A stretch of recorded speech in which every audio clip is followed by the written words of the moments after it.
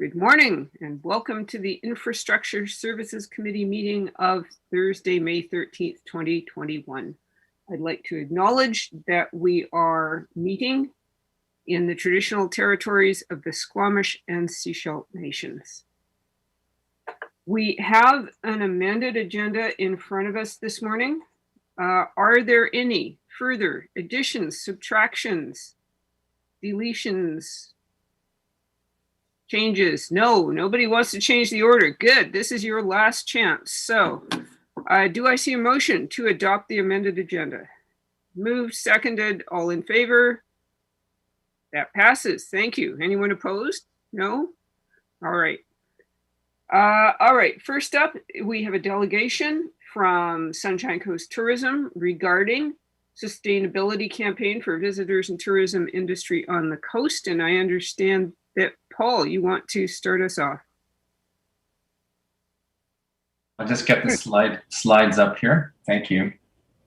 Good morning, everyone. I'm joining you from the beautiful Powell River in the Cathet Regional District on the northern Sunshine Coast, located within the traditional territory of the Tla'amin peoples. Thank you for allowing us time today to present to you. I'm joined here with my colleagues Susan Rybar and Johan Stroman. We are presenting the Sustainable Sunshine Coast, which is a project of the Sunshine Coast Tourism Growth Management Committee, which is working on key issues identified in the 10-year Sunshine Coast Destination Development Plan. We hope this project will provide tourism operators and their guests with helpful information and guidance to conserve water, energy, and to support sustainable and active transportation in the region. With that, I'd like to hand it over to Johan to fill in the details. Thank you so much, Paul, and thank you, Chair McMahon. So we'd like to start with the statement from the Sunshine Coast Destination Development Vision Story, and just emphasize that this initiative is one that's going to tie in both the north and the southern Sunshine Coast from Lund to Langdale. And in the past few years, tourism globally is seeing a rise in sustainable destination development, and there's a growing interest by visitors globally for strong sustainability practices at their destinations. And this has been noted in BC, in Canada, and internationally with the rise in standardized certification programs tied to agreements and United Nations Sustainable Development Goals. The Sustainable Sunshine Coast Initiative, the objectives of this project are to raise sustainability awareness on the coast, to increase uptake of sustainability actions, and to build on the interest and conversation on how sustainability work is conducted on the coast and expanded on the coast. The initiative's approach is positive, it's collaborative and solutions oriented, and the focus for the summer months in 2021 are on water conservation and alternative transportation modes. And the intention is in the fall to also include the additional action area of energy conservation for tourism operators on the Sunshine Coast.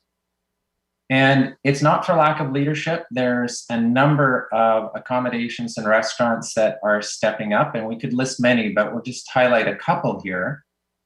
For instance, Point House Suites on Sargent Bay, which was awarded Green Tourism Gold Standard Award a couple of years ago, has done some remarkable work. And you can see here a list of a number of their services that they provide, including water management, energy efficiency, both sustainable materials and practices, and a responsible visitors charters.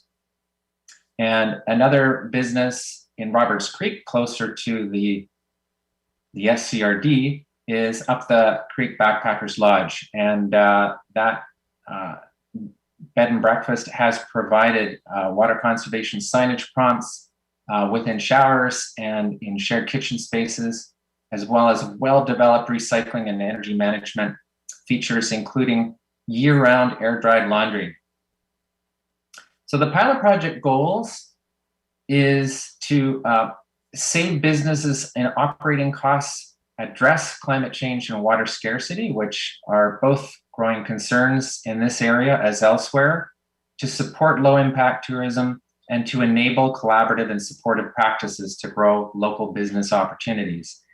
And the project is very collaborative in spirit. It's built into the design, and take a moment here to thank Mia as well as Jennifer Callahan. The Water Conservation Pledge, which is featured in this initiative, was developed by SCRD 2 summers ago, and this is now being adapted and built into this project. So the action plan for this summer is aimed at local restaurants and accommodations, including hotels, inns, and B&Bs, and it will provide specific water conservation tips as well as individual support for implementation. We're also promoting alternative modes of transportations on the coast, including featured tips to operators to support more cycling tourism. And given, and we all know that this is a challenging location for transportation, and it's not an issue that's going to go away with 200 kilometers of coastline between the two ends of the Sunshine Coast. COVID-19 is certainly providing opportunities for everyone to rethink how we're moving ourselves. And another key feature of this project is that we will be profiling practices and businesses using both social media and local newspapers. In the next 10 days, we will be launching a web page, which is supportive of the initiative, and it will feature background content, links to 2 core action areas for water and transportation, additional information for visitors and operators, and links to all supportive local government and other related agencies. And just mention here that both TRAC on the Sunshine Coast and Scredo have been contributing input to the initiative, and we've had a very positive response in our initial communications with all local governments. So we hope that the SCRD will include their logo for use in this website when we're ready to launch. So to touch on the specifics from the website, there will be a simple way for businesses, visitors, and locals to take the water pledge online. It's linked to printable information with the tips and guides for owners, restaurants, and accommodations, and the visitors themselves. And the Water Conservation Pledge also features an email link. So SCRD water users will be put in touch with Infrastructure Department for access to information on business water use trends. The tips available will highlight both most affordable actions for operators and provide stickers to feature at the business entrances, as well as web badges for proprietors' websites, and for businesses and visitors to share actions through social media. There will be printed cards, high quality printed cards made available for accommodations to share in their suites, and contact information for cycle tourism on the Sunshine Coast. So for all those visitors who are bringing, whether they bring regular or e-bikes, the intent is to ensure that all those accommodations who can provide the low-hanging fruit opportunities, and certainly those who are able to consider additional elements. And you'll note that we have a branded e-bike charging sign that we'll make available to those accommodations that want to designate an exterior charge outlet point for a simple 120 volt charging unit, which those travelers likely will be bringing with them. So in conclusion, we really appreciate staff willingness to adapt and modify the water conservation resources that were originally developed. And we're asking the SCRD to continue in partnership to help both leverage and amplify the messaging of this initiative, to integrate the work with other regional efforts to maximize reach. And we have submitted an application for grant and aid funding. If it's possible to receive that support, it will leverage more for an ambitious project, which we're getting underway with very shortly. And we certainly encourage the SCRD's capacity to support incentivizing businesses, and particularly with COVID on the Sunshine Coast and elsewhere, the costs, for instance, to replace toilets, faucets, and other technologies or equipment on site would be particularly helpful for businesses if that's possible. And we certainly encourage working with other local government to enable other supported services, including bicycle parking in hub locations and e-bike charging where possible. We'd like to thank you for your time this morning, and we're available to answer any questions that you might have.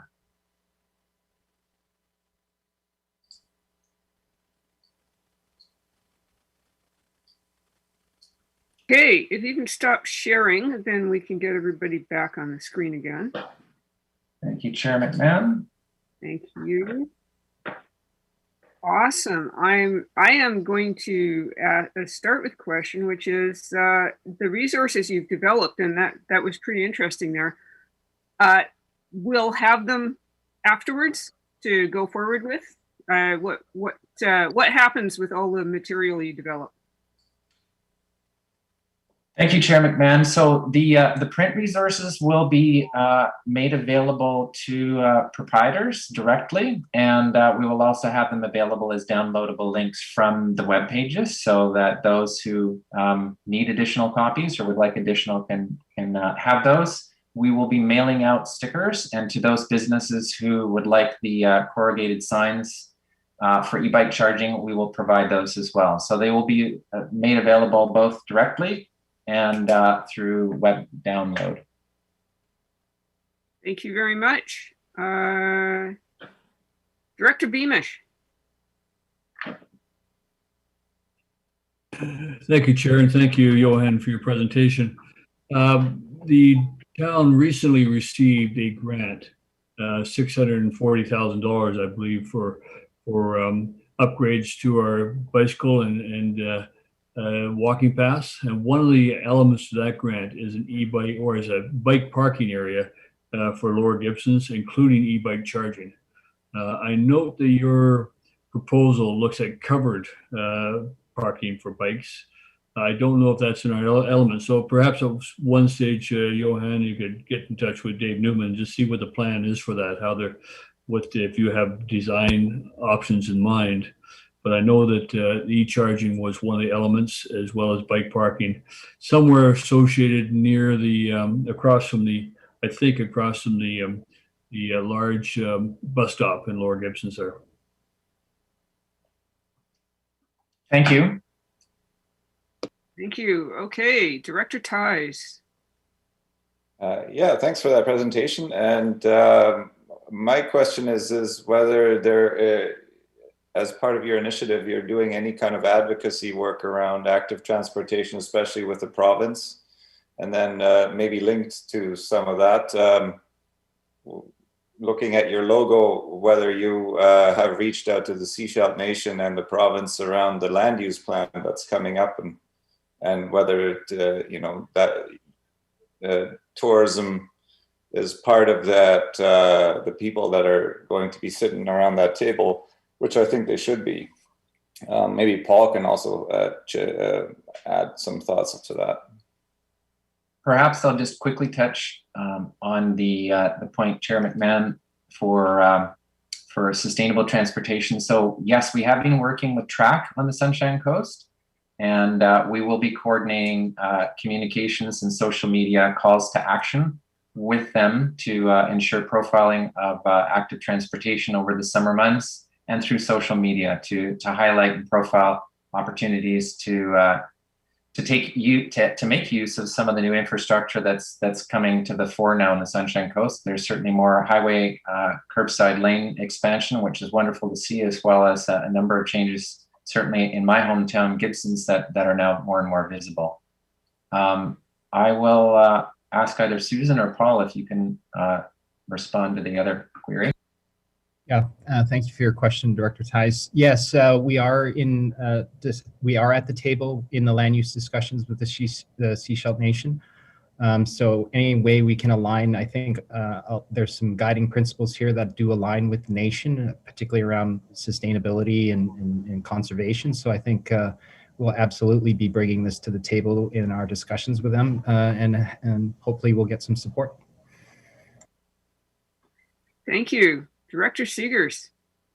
Thank you. I attended the presentation was put on in the last few days, I believe. Okay, somewhere in my calendar, I attended that session. There was an excellent presentation put on by TRAC. It was Kylie, I believe, who did that. That information in her presentation would be beneficial, I think, to the local governments. I mean, obviously, you're going to get it out to the, the restaurants and the accommodation providers or whatever. But to Director Beamish's comment about, them installing their e-bike charging stations, etc. I think there's some excellent information there about security, all of those sorts of things that might inform what they actually put together. So if you could maybe request that presentation and have it distributed to the various governments, I know, and to us potentially as well, because we can make sure it goes out to our councils. So we have that oversight on that kind of stuff coming forward. That would be really beneficial.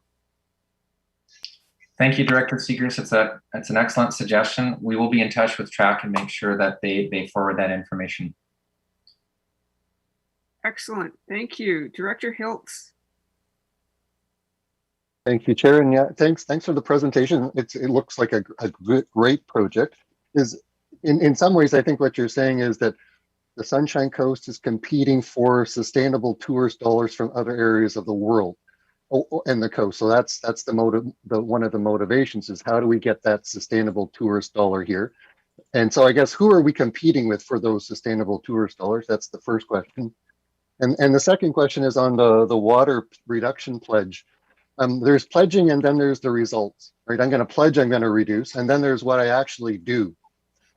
Is there looking at this pilot in terms of the actual reduction of water of the tourist operators? Because we do have this ongoing debate of who the 10% users are using not 40% of water, and it could be that some of the tourist operators are in that category. So I'm wondering about the metrics about the reduction.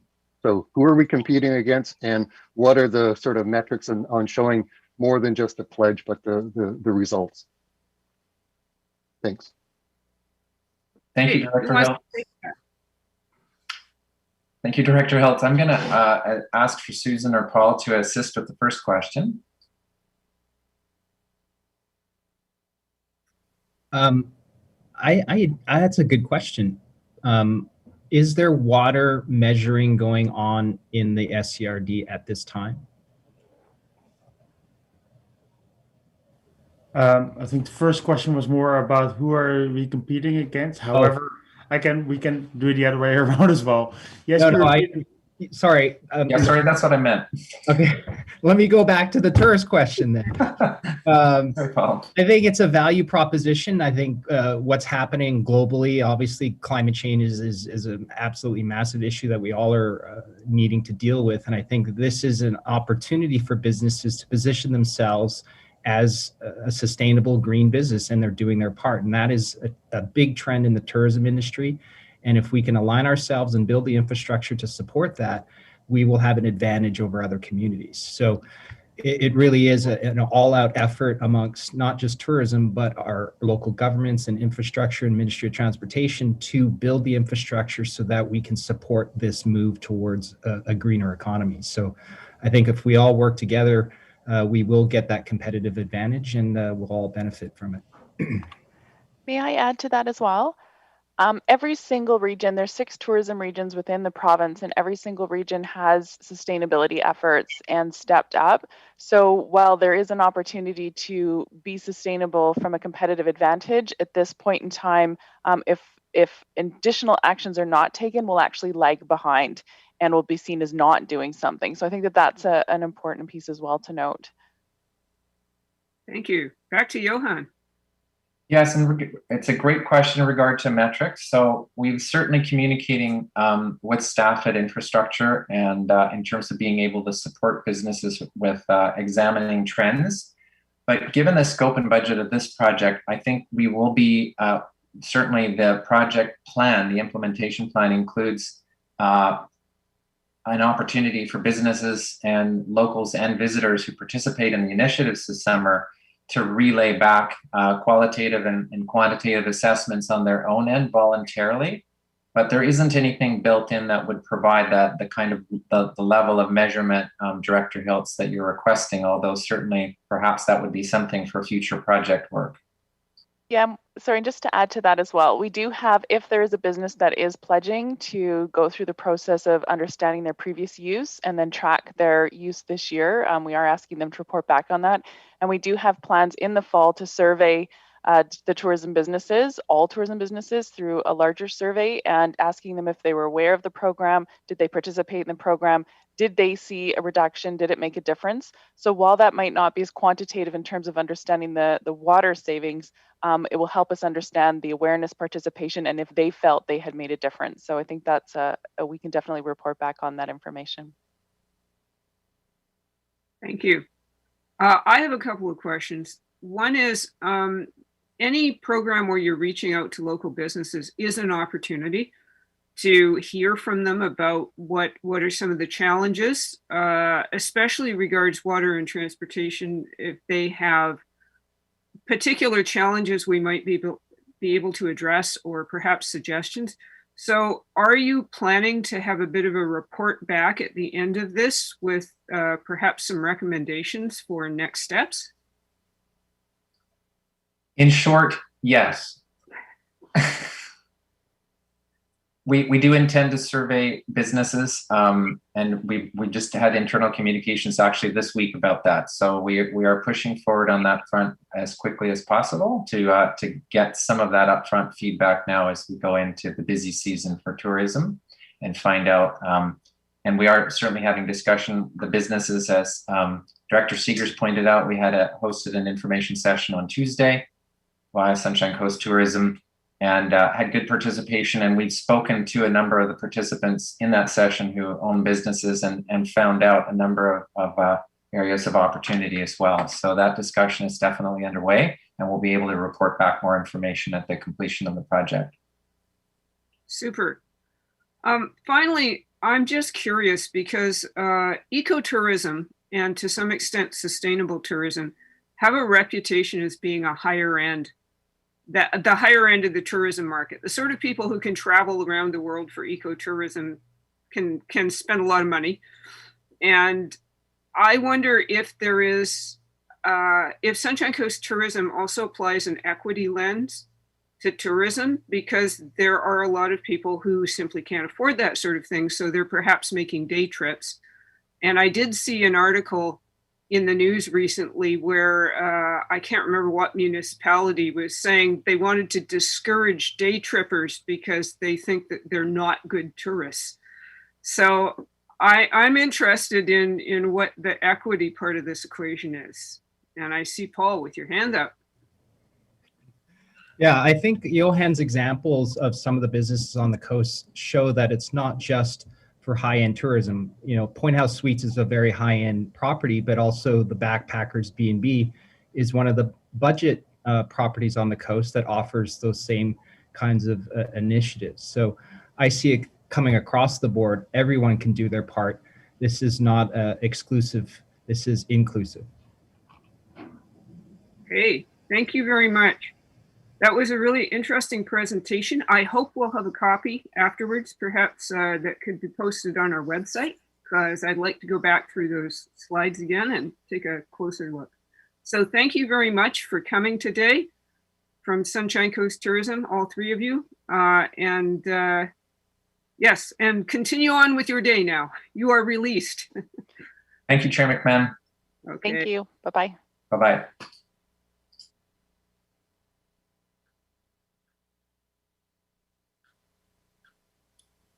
IT, can you let... I'm just doing that right now. Okay, awesome, thank you. Takes me a minute to get everything lined up, but we should have our next delegation in. Our next delegation, item number 2 on our agenda, is Chuck Gould regarding the 2015 SCRD intervention on Lower Selma Park Road. That sounds very exciting. Mr. Gould, are you here? Aha. Don't see it showing and connected to audio. Yeah. It only shows a video. And I do not have anything I can do about that. Well,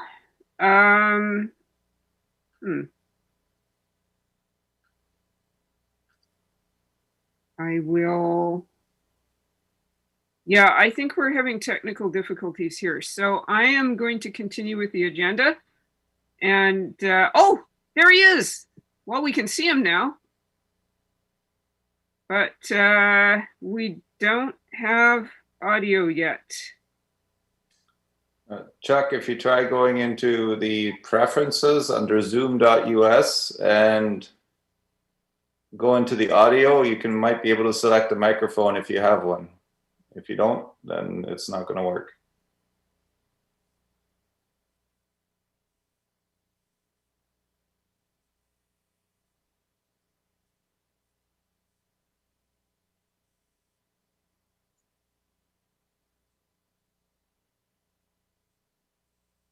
Yeah, okay. I'm going to suggest that Director Toth. Chuck, if you disconnect from the meeting and reconnect, it may prompt you again to reconnect your audio, which would give you an opportunity to re-enable those settings. Okay, I'm going to move on with the next item on the agenda, and then we will come back to Mr. Gould after that. So the next item on our agenda, can I please see a motion to receive all reports and communications? Moved, seconded, all in favor. Thank you very much. All right. First report is the Regional Diversion Annual Update, and I am, it's Ms. Cooper coming online. So are you introducing this? Thank you, Chair McMahon. The purpose of this report is to share the 2020 Regional Diversion Summary for the Sunshine Coast Regional District, and with it, a high-level summary of the solid waste tonnage data that informed those calculations. The report also serves as a snapshot of how various solid waste programs and services are performing in terms of the tonnage data and can help to inform future programs or services. As well, this report allows for a comparison to the targets that are outlined in the SCRD's Solid Waste Management Plan and is required for annual reporting to the province. The report includes tonnage data for total waste generated, diverted for recycling, and waste disposed as kilogram per person. The report also presents a summary of the curbside collection services for each local government. As of 2018, which is the most recent provincial summary available, the SCRD ranked 5th out of the 27 BC regional districts for waste disposed per capita. There is no provincial comparison for diversion, as each regional district calculates it based on their individual solid waste management plan. Overall, for 2020, the SCRD saw an increase to waste generation, which is materials disposed as well as diverted combined, due to increase in diverted materials, an increase to waste disposed at the Pender Harbour Transfer Station, and a decrease at the Seashell Landfill. The disposal per person per year overall for the regional district decreased to 421 kilograms per person. The increase to diversion was from, in particular, green waste at the landfill and transfer station and recycling depots. An increase to the diversion rate, we increased up to 58%. And for curbside garbage collection, the SCRD saw a decrease to garbage, where the other local governments saw small increases. For curbside food waste collection, the town of Gibson's had an increase, the district of Seashell had a decrease, and the SCRD service just launched in 2020, so there's no comparisons yet. And for the Seashell landfill capacity, current projections at status quo services and programs place site life to mid-2025. Thank you, and staff are happy to answer any questions the committee may have. Thank you. Questions, folks? There's a lot of material in that report. Surely there are questions. All righty. First up, I believe, is Director Beamish.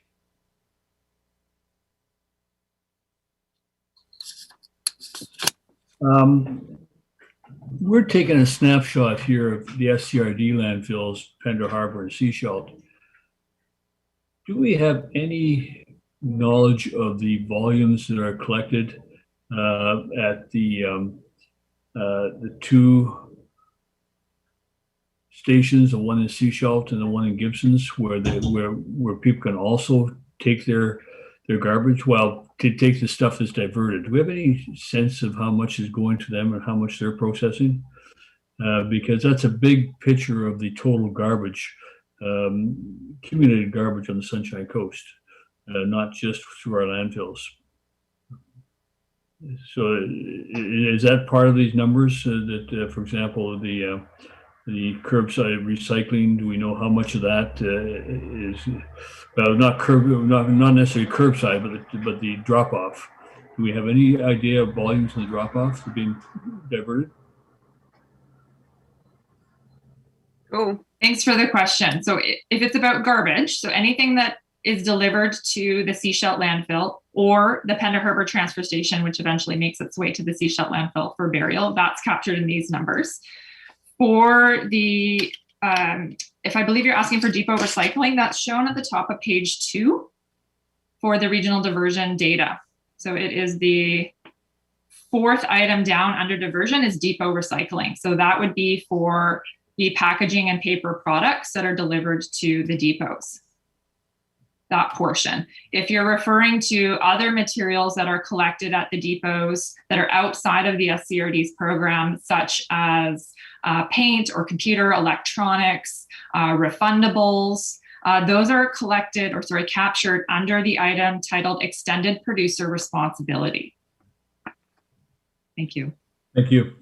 thank you. All right, Director Seegers. Thank you. In the recommendations, the last one says further that the implementation of the landfill regulations for food waste, food, soil, paper, and paper from all sectors be delayed from January 1st, 2022 to July 1st, 2022. Could you expand on that? I can take that one. Thank you, Director, for that question. As part of the budget process, last 2021 budget process, the board provided direction to staff to explore alternatives for a food waste drop-off program at the Pender Harbour transfer station.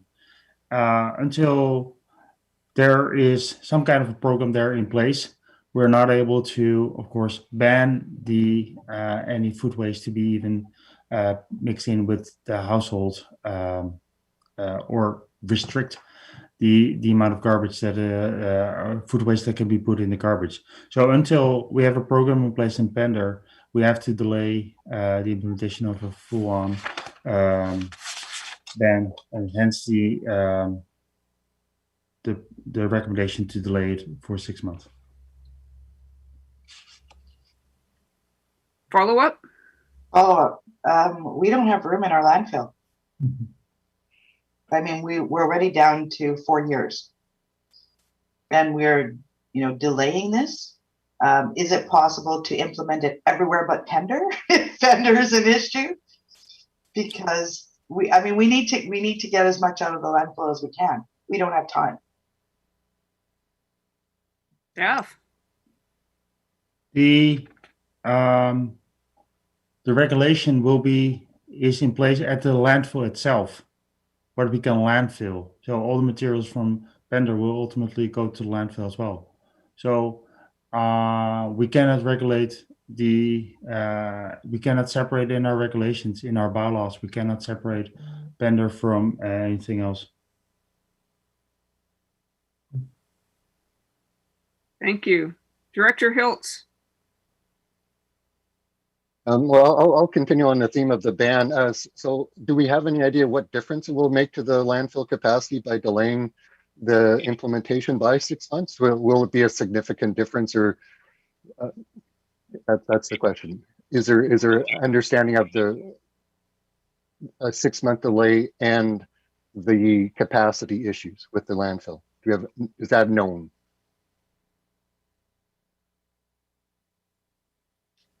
Ms. Cooper? Thanks for the question. Specifically, how a 6 month delay would impact in terms of actual tonnage, not directly, but I can say that when the organics diversion strategy was developed, if it were to have been implemented, a regulation around food waste had been implemented in 2019, the anticipated landfill life gained at that time was about 13 to 14 months. Thank So you. I could back calculate it. I would just need a little bit of time there. But that was in 2019 and we're in 2021. Thank you. Director Toth. Thank you, Chair. I'm just wondering if we can't put in place a hard ban, can we do sort of a public education campaign or some sort of a soft ban / appeal to people to just try and encourage it to be diverted until we can get that hard ban in place. I'm not sure that I totally accept the explanation for why we can't do a hard ban, but ultimately it's the staff that have to run the place, not me. So yeah, just wondering if we can step up our education then.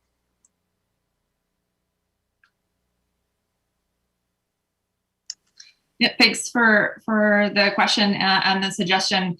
We currently promote the Love Food Hate Waste, which is a national campaign. So there's definitely opportunity to increase sort of the promotion of that, as well as the food waste drop-off that is available at Salish Soils, currently at no cost for residents to use, which has a pretty good uptake.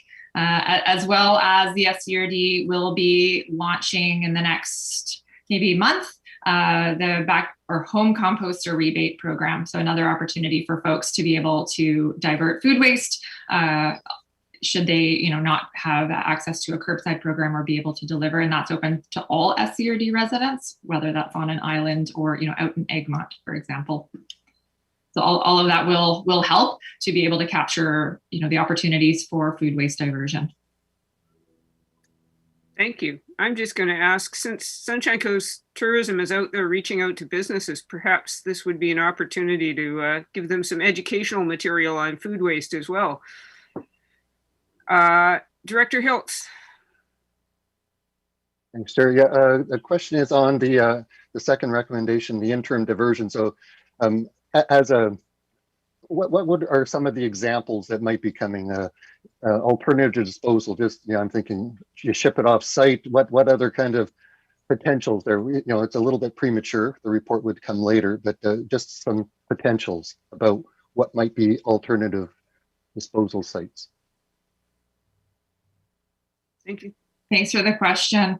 We would have to undergo a procurement process in order to determine where that location would be. It could be located within British Columbia, or that disposal location could be in the United States. But before we could even undertake that, we would first have to have that board resolution to explore the opportunity to do that interim diversion of waste, or waste export is another name for it, because we currently cannot do that for any material item because it's not in our solid waste management plan. So this is a common approach, and a suggested approach to help bridge that gap or potential gap. Thank you. And I have a question and an observation. So the question is, if we put in a curbside recycling pickup program, what is the anticipated result? What would be what would you anticipate to be the increase in diversion from that program?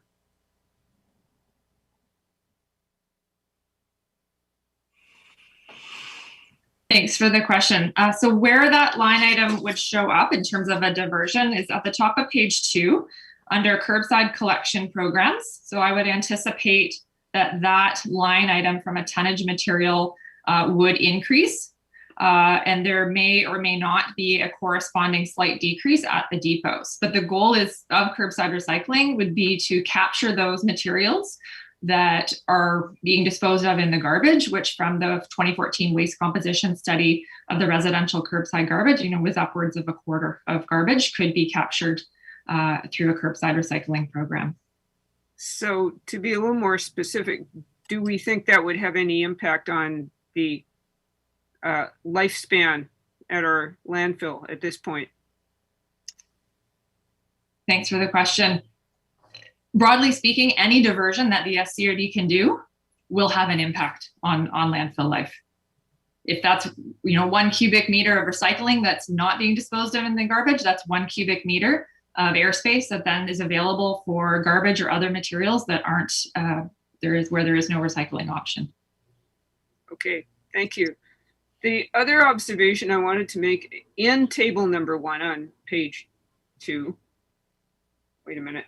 Page 2 of the report. Oh, it is page 2. What do you know?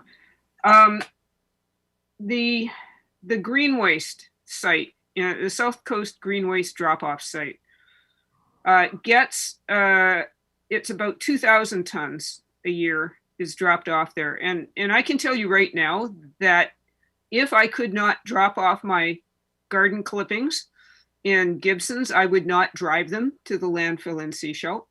I would probably burn them or, drop them over the ravine like all the neighbors do. But I think that counting that as diversion from the landfill is not really fair. So I calculated the total minus 2,000 tons, and what I get is a 52% diversion rate in 2020. So I'm just saying, I think that the green waste site in Gibson's artificially inflates our actual diversion rate. I see Director Beamish. Yeah, it's a question. Great analysis and numbers and the stats. Has anybody ever done an economic cost and benefits of the garbage from a total community perspective? I mean, there's jobs being created through recycling and jobs being created through diversion. And I wonder if people recognize that it's not just throwing your food waste in garbage. It's actually putting them out in some way that they are being processed and being given back in terms of the whole industry around it, Sailor Soils. And I wonder if we ever done that bigger economic analysis that when we do publicize to the community the benefits of recycling, one of it is supporting jobs, local jobs, and it would be an interesting perspective to put out there that don't throw it away, recycle. And the benefit of the jobs that come from that. So, have you ever seen anything like that, Robin, anywhere? Thanks for the question. I've seen snippets, but nothing as fulsome as you've described, because that would take into account, waste all up and down the coast, all the private facilities, all those jobs, the economics of that. And then if you took it off coast as well, it would depend on how far you wanted to take that type of an analysis. So for instance, our drywall is then transported to New West Gypsum. So then there's jobs, et cetera, there, and then it moves so on and so forth through the chain. But I'm not aware of anything as comprehensive as you've described. It'd be very interesting to see how, I'm just more looking at how it benefits the local community, the local economy, to actually recycle and reuse. It'd be interesting to see. Thank you. Director Lee.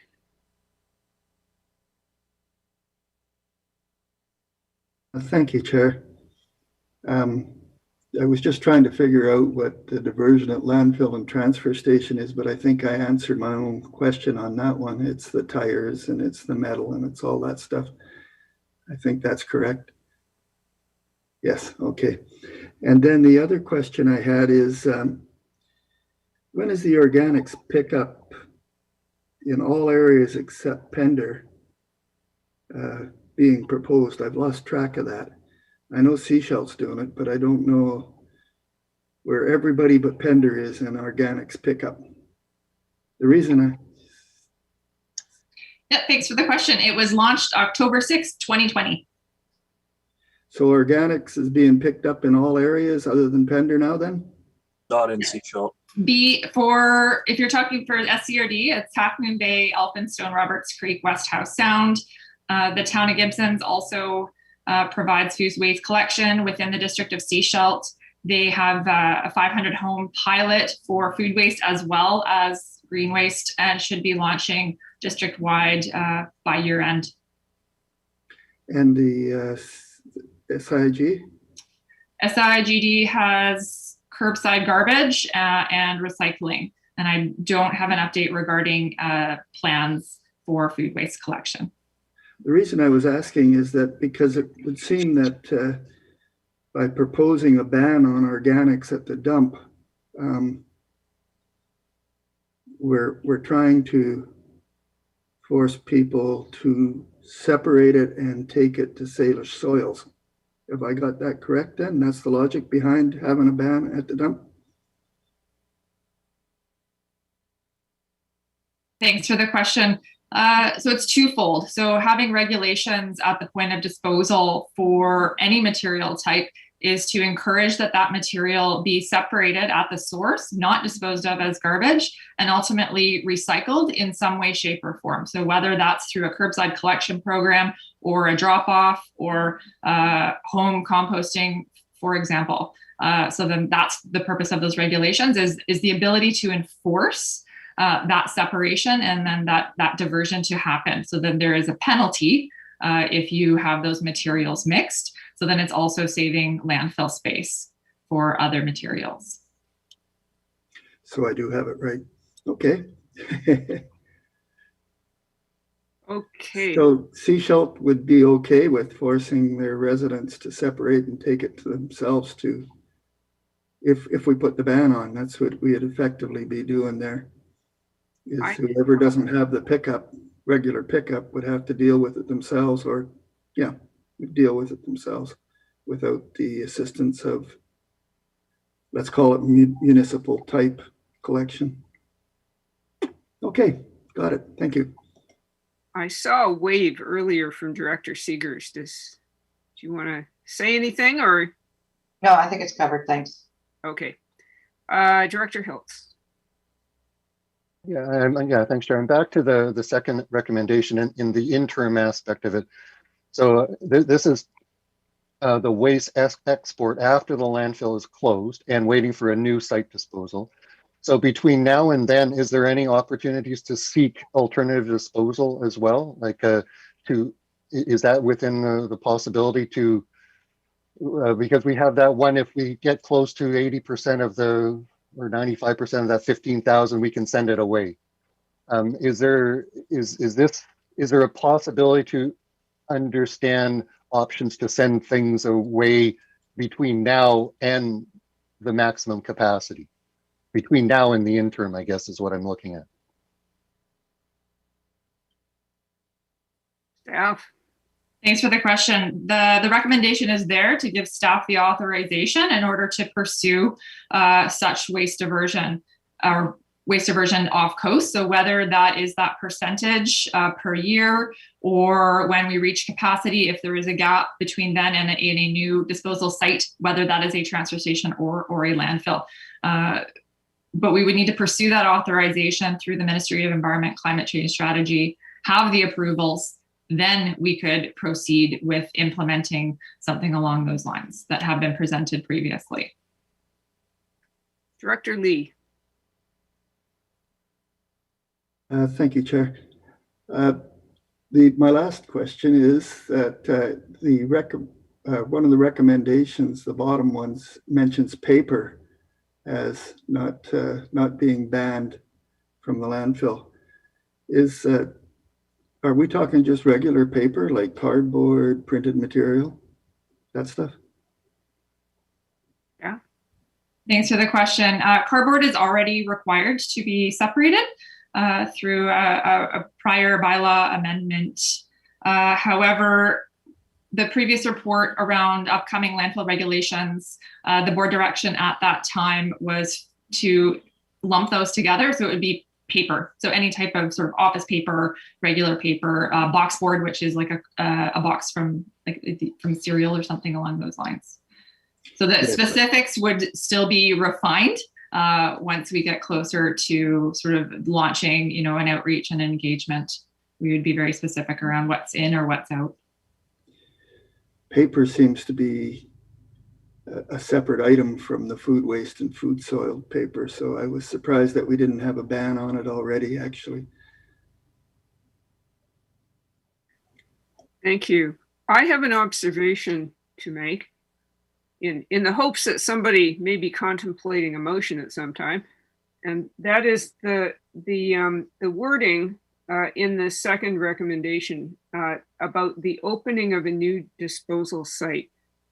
I was going to suggest that we say until the opening of a new landfill or transfer station, because I know what staff are getting at, but I think from a public point of view, the term disposal site sounds like a new landfill. And therefore it sounds like we've made a decision on how we're going to go forward with disposal. That is merely a suggestion. I see. Staff would support, GM Rosenboom? staff would support that change, that amendment to the recommendation. Thank you very much. Director Hiltz. Thanks, Chair. Last question for me, and from the public's perspective, in terms of the success of solid waste management, should we be focusing, is there a precedent in terms of the per capita disposal, what we do, or our diversions? How would the public interpret, is it better to have a higher diversion rate or a lower disposal rate? How should the public interpret those numbers, I guess, as a success for our plan? Thank you for the question. That's a great question. And I'm happy to share that all regional districts in British Columbia grapple with that same question. So we tend to lean towards the kilogram per person as a good measure, because that's showing what's actually buried.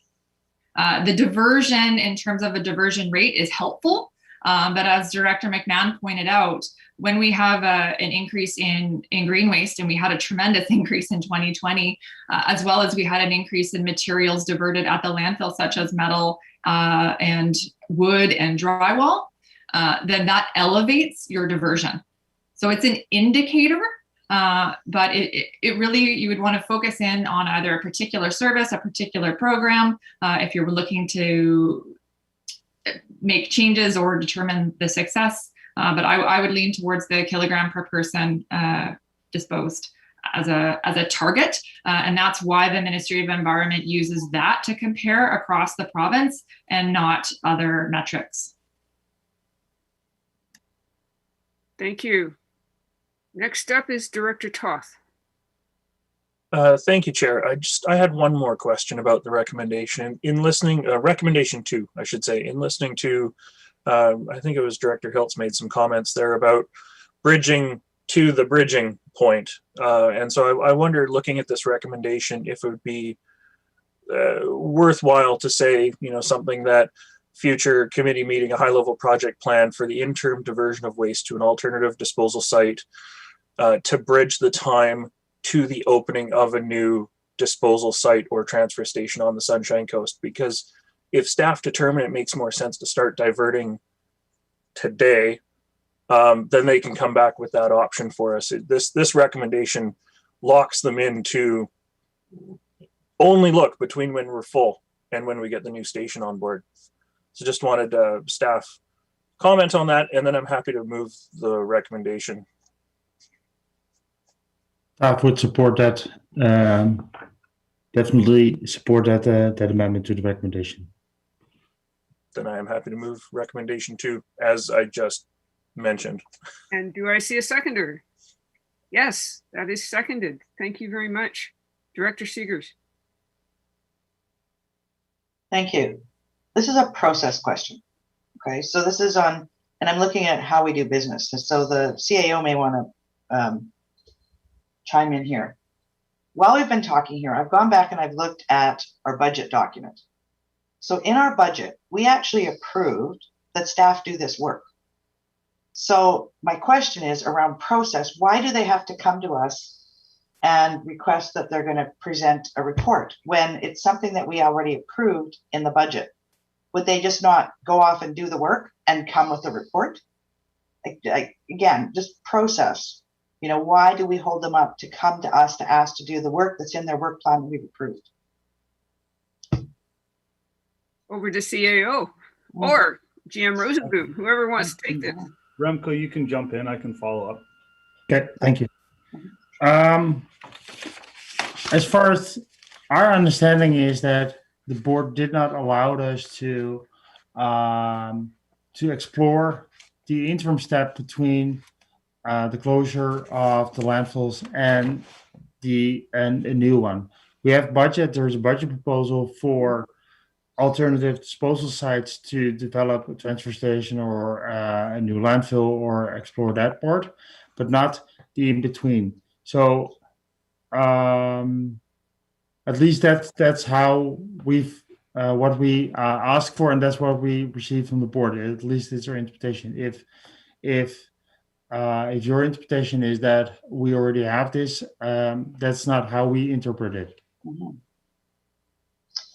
Okay, so I'd probably have to go back and look at the recommendation. I mean, in the budget here, it's saying, you know, as per board resolutions, you know, numbers, etc. Staff were directed to investigate ad hoc rediversion of waste received at the Seashell landfill to an off-coast disposal facility. That's it. So, I mean, probably have to go and look at, you know, more of that to find out the particulars. But maybe that's just for us as a board to make sure we're giving staff in our budgeting the direction, you know, in a way that they don't have to come back to us to ask for permission to do the work that's in their work plan. Seems counterproductive and time consuming. I can totally understand. There are different questions at different timescales. So this question, this request, this recommendation was really triggered by the reduction in lifespan, and based upon discussions with our consultant and ministry, the time required to actually implement an alternative. We were hoping that they would allow more, but we just realized that there might be a need to do an interim measure, and that would trigger this recommendation.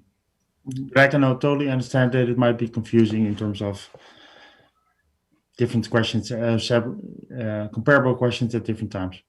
Mm-hmm. Okay.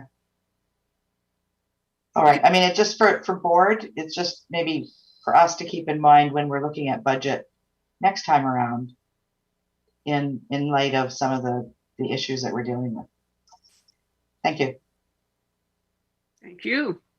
We have a motion on the floor. I see nobody else with their hands up, so I'm hoping that it's time to vote. So I'm asking everyone in favor of the motion on the floor. Anyone opposed? Seeing none opposed, that passes. Thank you very much. We have a very patient delegation waiting in the wings, so I'm just promoting him right now. And let's see if that works this time. Chair, you do still have recommendation 3 that needs to either be moved or ignored. I only moved recommendation 2.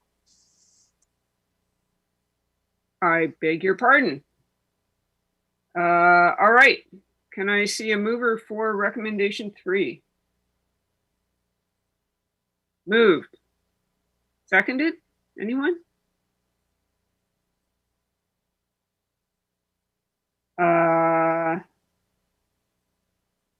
Oh, that's interesting. I didn't see that one coming. All right, folks. Well, that dies on the order paper right now. So, okie dokie. We show Director Seegers. Thank you. So given that didn't pass, what's the implication? Staff?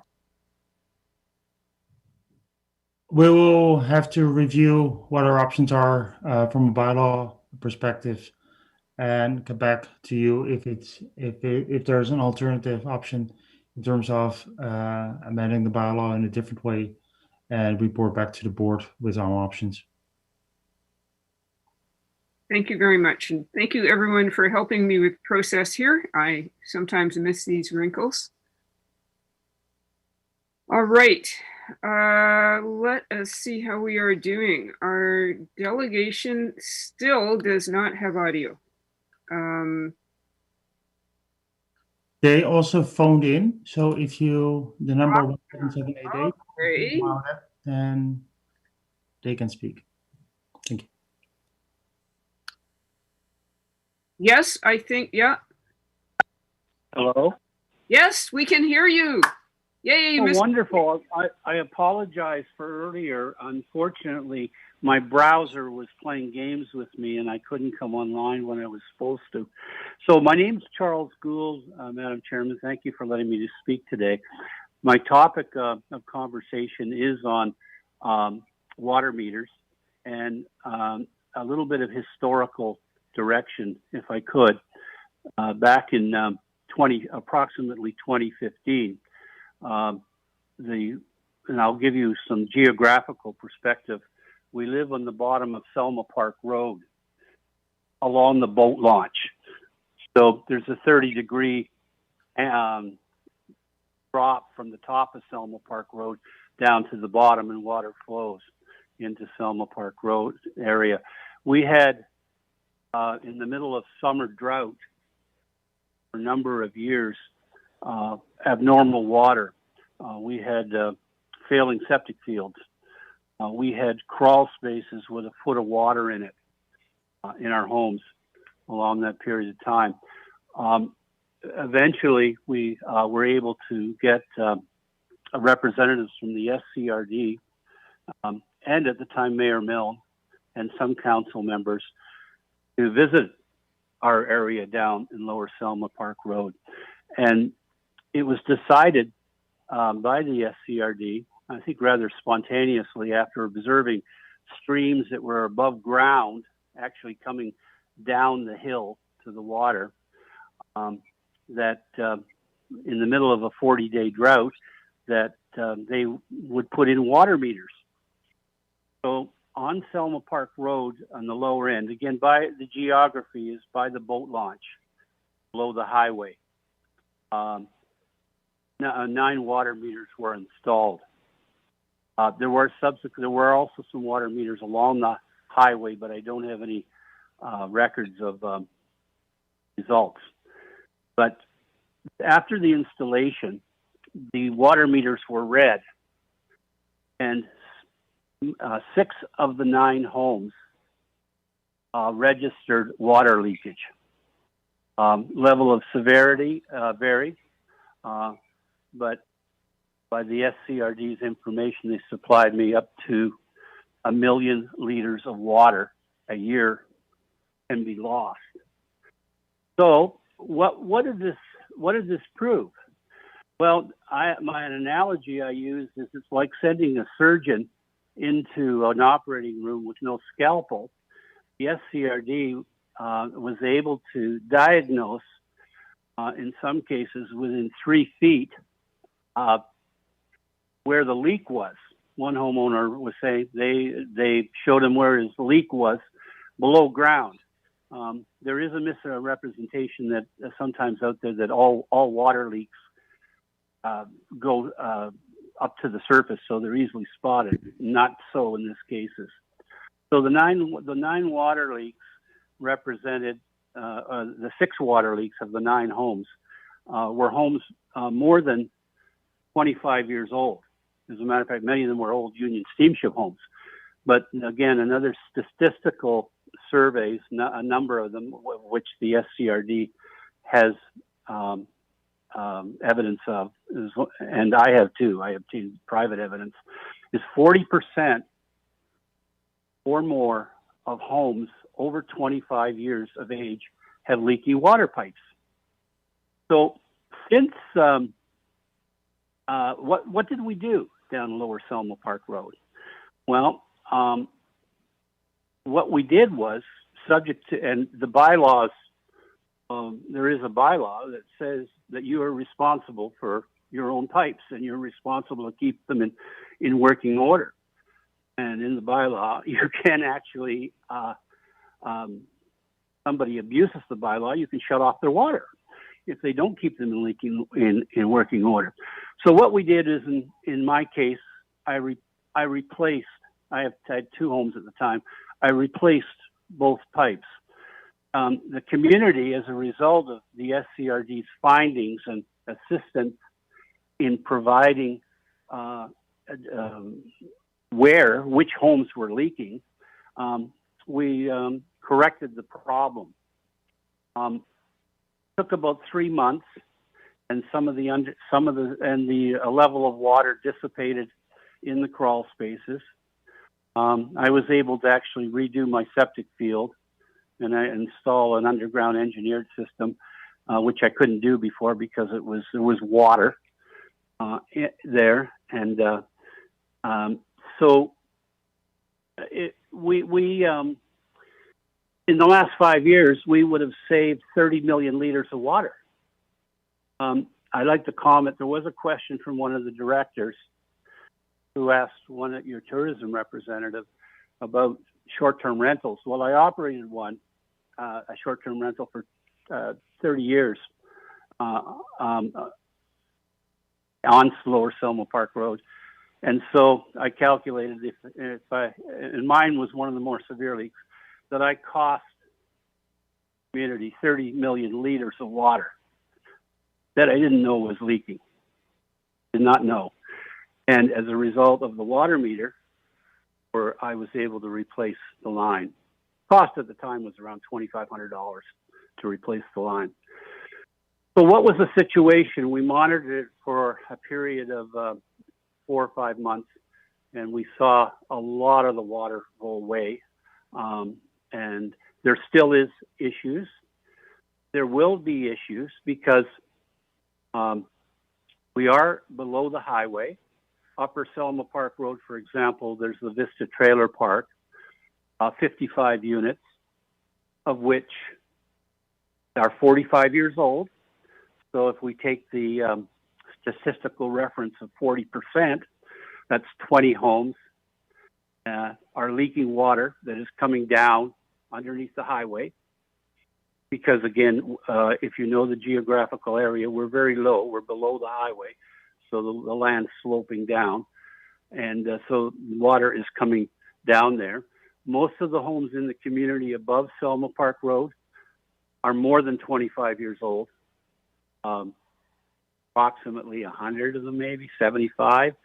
So you can do an analogy of up to 1 million liters of water for 20% of them. So 100 million liters of water in 5 years, leaking, coming down. So I thought the reason I called in is that while it's a small study, 6 of 9 homes, and the representatives who read the meters were I remember attending it, the meter reading. They frankly were shocked. They were shocked. Prior to this being done, we had been the meters, and again, SCRD decided to do this as well. We have to do this. We have to. Let's see if we have leaky water meters. We have leaky water lines down there, and so they were shocked. 6 of 9 of our homes were leaking water. So so millions of water, millions and millions and millions of lost water. So hopefully the tourist operators, many of them who have waterfronts, which will be low down, or can check their water pipes too, but they can't do it without a meter. So this is the simple analogy is it makes a believer out of you, a total believer out of you that governments react to catastrophes after the fact. Being proactive and putting in water meters in my community of Selma Park, where you above the highway, 150 homes, you will identify 40% of the homes that are over 25 years of age, which is what you found in Tender Harbor, by the way, 40%. and thankfully the SCRD has instituted a program of follow-up by letter to motivate people to make the change. By the way, we had one person in on our street that would not change, would not install a new pipe, who had a major leak, and it just took a nice letter with the bylaw posted that it's your responsibility to repair or replace your leaky pipes, and they responded immediately. Thank you. There was Thank no, you, Mr. no Gould. issue. I'm gonna interrupt because we do have a long agenda, but that is a very interesting story. I appreciate it very much. I don't imagine all that water pouring down helped the highway any either. Could I comment on that? When the highway construction was done, bike lane, the water increased and increased dramatically. So it was running underneath the highway, and it still is underneath the highway. And I sure hope you don't have a sinkhole on the highway. But the result was when they dug out the area along the highway, it probably disturbed it. But we consulted with Highways, the representative, and what have you, and it was, well, there's not much we can do about that. It's done. But the highway construction was very invasive. There was damage to homes, cracked ceilings, cracked walls and stuff. Highway construction is, with homes so close to the highway, it's not that compatible. I'm sorry to interrupt you, Madam Chairman. But Okay, well, thank you very much for coming as a delegation. Thank you for your patience with the technical difficulties this morning, and we appreciate your contribution. Thank you. Thank you. I am going to suggest that we move on to the next two solid waste related agenda items. So before perhaps taking a break. So the next item up is the future of the drywall recycling program, and that will be over to Ms. Cooper. Oh, it will be me, Chair. Thank you. All right. In the spring of 2020, staff informed the board that asbestos-containing drywall was increasingly becoming a concern from a safety and financial perspective. Subsequently, the board approved additional staff resources to improve the screening of drywall loads at both SCRD facilities. Thanks to these additional resources and several process improvements, the screening of drywall and associated paperwork has improved significantly. Currently, staff is sending away at least one customer a day because the paperwork associated with the drywall was inadequate or is completely missing. Unfortunately, customers are applying dishonest way to dispose of their potentially asbestos-containing drywall, including providing fraudulent paperwork or mixing drywall into household garbage. While staff are able to adequately address most instances of mixing drywall with household garbage, staff have no means to identify asbestos-containing loads with fraudulent paperwork. In 2021 alone, the abatement of 6 loads of potential asbestos-containing drywall has costed the SRD $126,000. Based on the safety concerns associated with these loads for SRD staff and its contractors, and the financial impact to the solid waste service staff, have prepared this report with options for the board to consider. Unfortunately, each option will result in an increased cost for the community to dispose of drywall. The SCRD currently does not have the option of burying asbestos-containing drywall, as is not authorized in our regulatory documentations. Amending these regulatory documents is a lengthy process with an uncertain outcome. Staff will be pleased to answer the questions the committee might have. Thank you. Thank you. And I'm sure there will be plenty of questions. Director Seegers. Thank you. So in the report, it indicates that we can do additional testing on the bins, but it won't necessarily identify, you're not going to test every piece that comes in. So how are they finding it? How is New West Gypsum finding it? Do they test every piece? How do they process it that they actually find it? Thank you for the question. What they will also do spot test on every load that comes in. So also on their side, it is a matter of luck to find pieces with asbestos containing drywall. But they test every load that comes in from the SCD at the moment. So even implementing the testing as requested, in option one, or put forward as option one, won't necessarily stop it from happening. It won't stop it from happening. It will reduce significantly the likelihood of happening, and hence we, there will continue to be a risk. Thank you. Director Toth. I have a whole slew of questions and comments on this, which I did forward to Remco yesterday, so hopefully he's got some answers for me. But I'll ask a couple and then I'll let Director Ties go. We used to bury drywall at the Seashelt landfill. I'm wondering, first of all, was that something that just happened, or was there a change in our operating certificate that meant that we couldn't bury it here anymore? I'll start with that question. Ms. Cooper? Thanks for the question. As part of the permitting, so there wasn't an operational certificate for the Seashelt landfill until the work began in 2010 and 2011 as part of the solid waste management plan. But as far back as 1994, in the permits that the SCRD had for the Seashelt landfill, November 1994 is when the SCRD stopped burying drywall and initiated drywall recycling to New West Gypsum. Okay. And then just a quick follow-up question, then I'll let Director Ties go. As part of the drywall program that we have, do we accept asbestos contaminated, if it's known asbestos contaminated drywall and properly contained, do we accept it? Staff? No. Thanks for the question.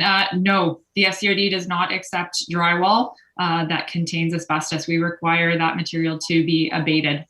So they would have to either hire a company locally to arrange the safe transportation and disposal.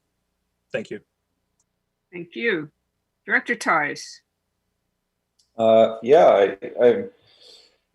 somewhat dismayed that people are choosing to selfishly ignore regulations and then are therefore costing the community a fortune in order to now figure out different solutions. That being said, I don't think we should ban it altogether. I think the $1,000 a ton option is probably the way we could and should go. If it gets that expensive, I would hope that a private contractor will in fact step up and offer it for cheaper, and I think I'm totally fine with that, but I don't think we should just leave it in the private contractor's hands. So yeah, that's sort of my take on this. That being said, even at $1,000 a ton, I can see a lot of drywall ending up in our forests, which is also not something that's desirable. So I think we're sort of here between a rock and a sheet of plywood. No, what is it? Drywall. That's what I was talking about. Oh, my joke failed. Anyway, carry on. Thank you very much. I'm going to put in a question here that I had, which is, are we going to review this policy in a few years when we know what our new landfill or shipping option is? Because if we have a new landfill, presumably it will be a lined one and we'll be able to accept drywall. And if we're shipping to a disposal site that accepts drywall, then we could again reconsider. So staff, are we going to review this policy again? Thank you for the question. Yes, for sure. This will definitely be reconsidered and will be the acceptance of drywall, the the desire to accept drywall at our facility and bury or transport it to another site is part of our future analysis option study that we're undertaking at the moment. Thank you. Director Toth. Thank you, Chair. Yeah, I am in favor of the $1,000 a ton option over banning it completely.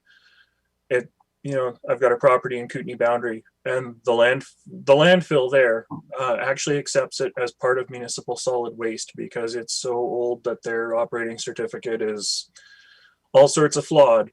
But $130 a ton, they take it in, it goes straight onto the face. I was surprised the first time I went there, and they apologized because they had to charge me $22 for dumping.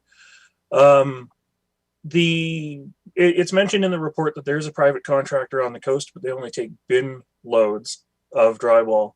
Has there been any conversation with them over whether they would start accepting smaller quantities from drive-up customers?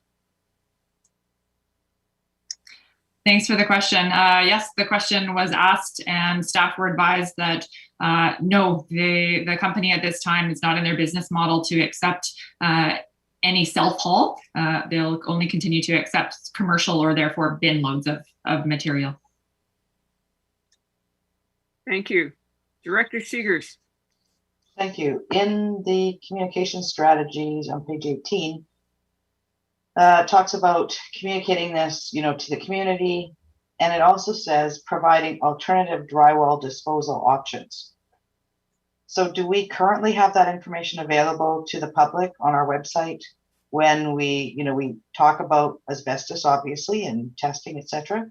Do we also have that information on there now? If not, will it be added? And I guess to Director Toth's question, are there alternatives for people, like the average homeowner?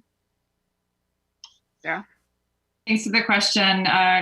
Yes, short answer. The SCRD has detailed information regarding drywall or materials that may contain asbestos, broadly how we classify it, including what are the requirements for acceptance, what to look for, options for abatement, companies that you could hire on coast or off coast, as well as letting residents know they are welcome to self-haul to New West Gypsum, which is the only option for self-haulers, as well as local companies are well aware of the private facility. So what you're saying is if somebody has asbestos in drywall and they know it, it's been tested, they can take it to New Westminster and they will accept it? No, sorry, I must have misunderstood the question. Regarding materials containing asbestos, if it's drywall, we have details around what contractors they could hire to safely abate that material so that they can then therefore deliver it to a facility that will accept it. So they have to go commercial is what you're saying. They have to have somebody come in and do the work in their house and take care of it. Otherwise, they can't do it themselves, even if they have the hazmat and all that kind of stuff. They can't do that. I would have to, because they do. I mean, I know people do, right? That's just it. People do. So if they do, what do they do with the stuff? What do they do with the material? Thanks for the question. I'd have to clarify whether there is a private landfill in the Lower Mainland. I would have to verify whether they accept drywall containing asbestos. But to my knowledge, drywall containing asbestos in terms of options is Alberta. Hence, utilizing a contractor to access those services. Thank you. In addition, I know that there is a landfill at the Lower Mainland that accept asbestos containing, but it needs to be double bagged, etc., etc. Thank you. And perhaps that information should be on the website because there's a lot of do-it-yourself people on the Sunshine Coast, as we all know. Some of us are do-it-yourself people. However, I know that landfill does not accept material from outside of the. Right. Great. The only option is Alberta. So now we're into the drywall smuggling industry. All right, Director Lee. drywall smuggling. I was curious about what the private drywall bin side guy does about possible contamination. Does he test the loads? You know? Thanks for the question. I'm not privy to what this company's procedures are around the acceptance of those materials or how they store them on site, ship them, etc. Could we just simply take our bins of drywall to him then, was my next question, and how much would he charge us? Thanks for the question. So currently our drywall, we could undergo a procurement process, but I was under the understanding of talking to them that we would not be able to bring our bin loads to them. Be kind of curious because you see, if he's already got testing set up, then it could be entirely cheaper to contract him to look after it. And all we do is just take the bin loads there and it becomes his problem. Be kind of cool if it was such a thing. Thank you. Director Toth. I'm not sure if there's anything cool about dealing with waste drywall, but I posed a question by email to staff, and I just want to try and work through it and see if there's a way there.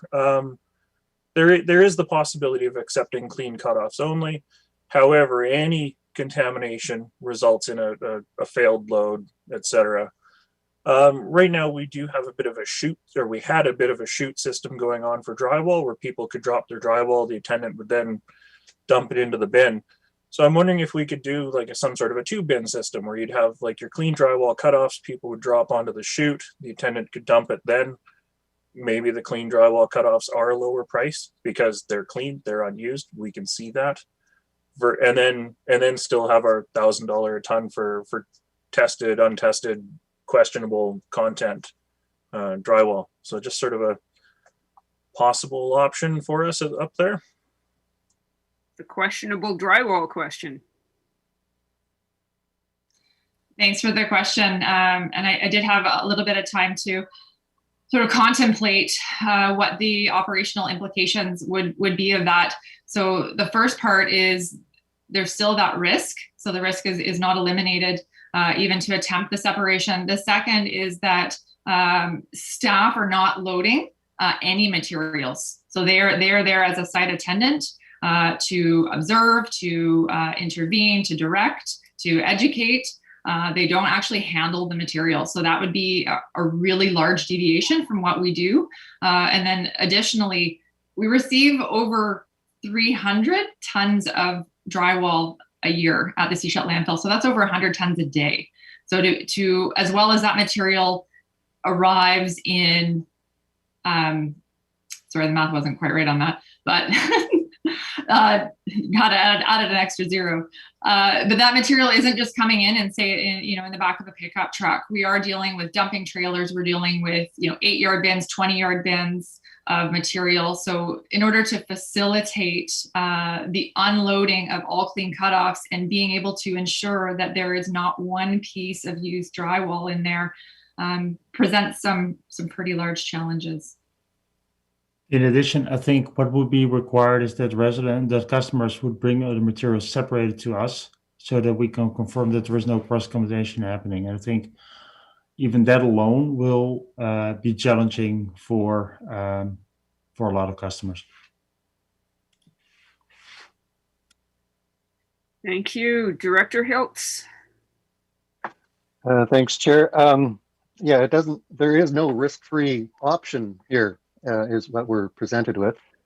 And it sort of sounds like that the SCRD landfill has been deemed a high-risk offender by US Gypsum. So that's probably tagging their maybe a little bit more frequent testing on SCRD stuff. So I'm wondering, West Coast, New West, not speaking directly to which option is the best option, but as an all, in the future, I would be very interested to hear what New West Gypsum has to say about the leading expert, the only recycling gypsum facility in BC. Could we invite them for a delegation to kind of help us understand this bit of this black box of gypsum and gypsum with asbestos. So I'd sure be interested to hear from some the industry people. So whether we could, as a secondary recommendation, invite New West Gypsum to do a delegation, perhaps even to PMAC. I'm not sure, but that's something I'm considering. Is option one seems like, I'm going, which option of the three would staff say is the least risky? Is kind of my question.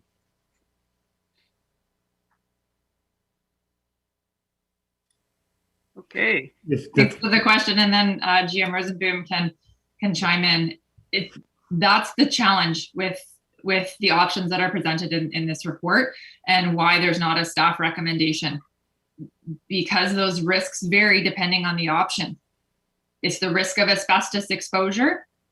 It's the risk of, if we no longer accept drywall, then what do our self-haul and our residents do with their drywall? So then we've eliminated the risk of asbestos exposure to our staff, to the public, to the haulers, to New West, to the Salish Soils staff, but there's the risk of illegal dumping. It's a challenging decision. And staff recognize that, and tried our best to lay out those challenges for each of those options for the committee to consider. Thank you. Director Seegers. I'd like to move that the committee consider option one, testing every bin load of drywall and raise the drywall tipping fees to cover costs. So I think that the tipping fee for drywall be increased from 290 to 1,000 per ton. That the tipping fee increase be incorporated into future amendment of bylaw 405, and that staff communicate the whole picture around drywall to the community upon implementation. I saw a seconder to that. And I just aside, I think this is a issue that we need to do some advocacy around, probably provincially and federally, because what I'm hearing is we really don't have proper tools to deal with this, with asbestos in our community. And I mean, the federal government has just come out with money, and the provincial government's talking about money for remediation in people's houses, or doing renovations in people's houses for more energy efficiency. And yet we're going to have all of this drywall that we can't really dispose of properly. So how do we deal with that? That doesn't work. There's some more work that has to be done at those levels around this. Thank you. I had intended to ask staff for the history of any resolutions through UBCM and so forth on drywall. Obviously, they didn't get anywhere, but Ms. Cooper? Thanks for the question. And staff always appreciate the opportunity to have those questions ahead of time so that we can do a little digging. So I was able to, from that report actually that was brought forward in October 2020, where staff brought forward a list of resolutions related to solid waste. So I was able to quickly pull that up. So in 2012, there was a resolution regarding drywall specifically that went to AVICC. It was not supported at AVICC. It was brought forward to UBCM and it was supported there, but there has not really been much provincial action. We certainly can't be the only community that's dealing with this problem, and it's not going to get any better. Director Toth. Thank you, Chair. I had one comment and then one question. You know, the $1,000 per ton, drywall's approximately 40 pounds a sheet, depends on whether it's Firex or what have you. So that you're looking at about 25 sheets per ton ish. So certainly for like a homeowner who might be doing a small reno or a small repair, something like that, they're dealing with a couple of sheets. It's not going to be a huge cost. It is going to be a huge cost for somebody who's remodeling their entire house, whatever, and taking advantage of federal retrofit grants or things like that. So that's just sort of the comment that I wanted to raise. The question for our staff, the $1,000 per ton, is sufficient? Is it sufficient to cover the hauling, all the testing, and if tested positive, the remediation of the bin? Is the first part of that question. Yes, up to a threshold of the amount of abatement. So sort of built in an estimate based on our recent experience. So that's the goal, is to fund all of that. Okay, and then the second sort of linked question. It was mentioned that Alberta is the nearest place for asbestos contaminated drywall. Do we, I didn't ask this ahead of time, so if you don't have an answer, I understand. Do we know the cost of hauling a bin to Alberta, to the asbestos contamination site? Hauling a bin of the abatement of a bin overall is about 25,000. Depends on the size of the bin. So that is the full abatement. So if we would collect it as asbestos containing, and so that they don't have to do some additional work, might be a little bit cheaper, but it will be expensive given the fact that it will be, the entire bin is double lined and it's hazardous materials. It's treated as hazardous materials. Okay, but I just thinking in terms of if we were trying to deal with an asbestos contaminated load that we knew was asbestos contaminated going into it, not entirely sure what portion of that 25,000 is actual transportation. I don't know the breakdown. We only have the overall cost at this point in time. Okay, thank you. Thank you. Director Beamish. Yeah, I guess my overall concern is just one of every time we add dollars onto housing costs, we're getting further and further away from affordable housing opportunities. And that is, we need to find a way to deal with that. Here we're tripling the cost here of dealing with drywall. New construction is always going to have some drywall cutoffs. Renovations, people trying to build suites in the basement are going to run into this. It's just ongoing costs, and we're being pressured to provide more affordable housing and to reduce costs. So we need to find a solution to this. And then asbestos is not just in drywalls. I mean, asbestos in linoleum, drywall tape, asbestos tape, translate pipe, all sorts of different things you're going to run into renovations and more projects. So I hope we can find a solution to this in the longer term, that actually we can reduce some of the costs to homeowners, to the building. So that's all I have to say. I understand the issue. Thank you very much. Director Lee. Yes, I was going to ask a very similar question to Director Toth, except mine was, what if we just send everything to Alberta? Would it still be $25,000 a bin, or do you think we might be able to just make that's what we do with it and they look after it there? Because if they're the ones that look after it, they might be willing to take the risk of having contaminated stuff. So did we get a chance to look at just plain shipping it there? Thank you. Staff?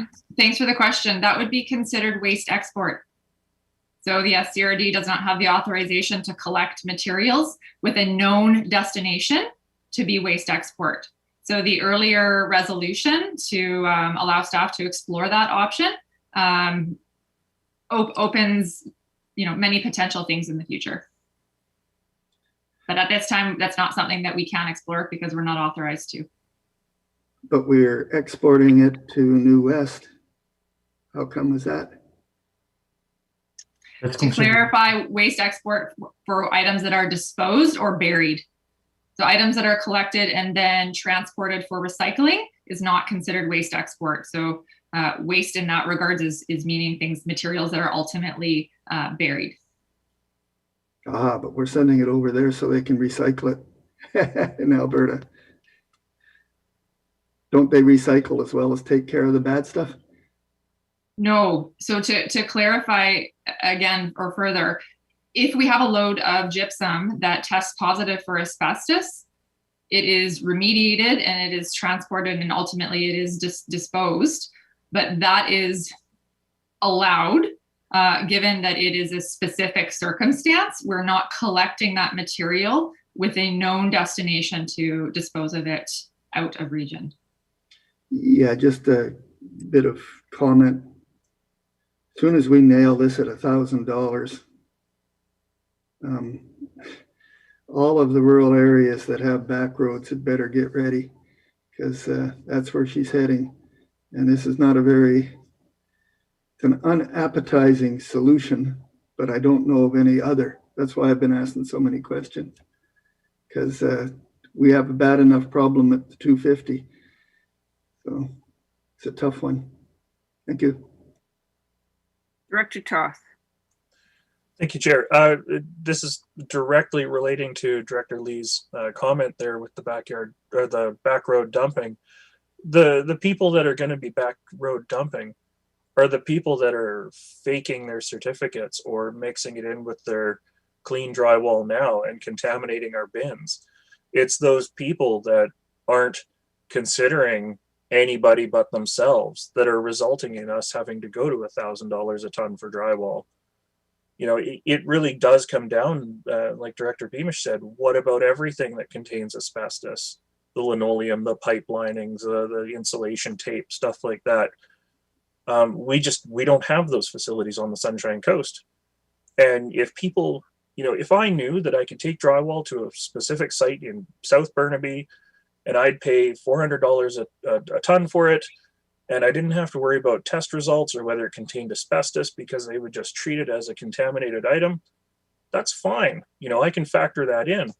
But it's the fact that we don't have anywhere to get rid of the stuff in the first place.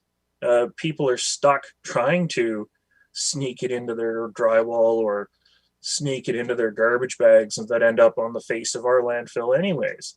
So really, we've got some bigger advocacy issues here that we need to deal with, because we need broader asbestos processing than what we've got right now. I certainly agree, and it makes me wonder what we are putting in our houses now that we won't be able to dispose of 20 or 30 or 40 years from now. It's not a pleasant thought. Personally, I was inclined towards option 3, just because it's the simplest and in my view, the lowest risk to the organization. But it leaves residents in a very difficult situation. Residents are already in a difficult situation. This is one area where people are going to be motivated to sneak things into the garbage or whatever, because especially for small renovations, the amount of effort involved is huge. So I hope whatever we do, there's going to be a really robust communications campaign and reaching out to all of the building supply companies and all of the contractors to make sure that they have the full information on this. Director Ties. Yeah, I'm just wondering if there's some options for advocacy around EPR. You know, when you're buying a sheet of drywall, that some remediation costs are included in that. But yeah, and certainly doesn't address the affordability factor, but it may motivate people to move away from drywall and put something that actually lasts longer in their houses. Okay. Director Toth, last words. Thank you, Chair. It's actually for after we deal with the motion that's currently on the floor. All right. We have a motion on the floor. So everyone in favor? 1, 2, 3, 4, 5, 6. Okay. Anyone opposed? 1 opposed.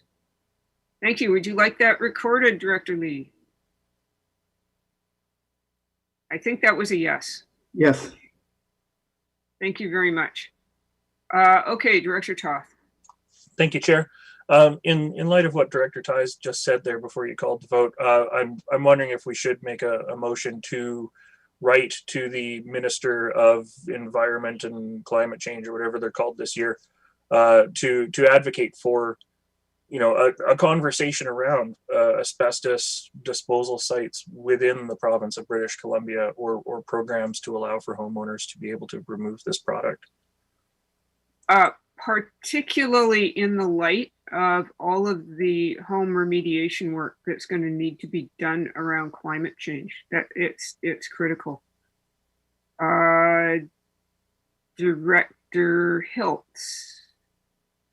I'm following up on that advocacy piece too, and that this is where I come back to the industry, that about, in order to be an effective advocate, we have to inform ourselves first about the industry.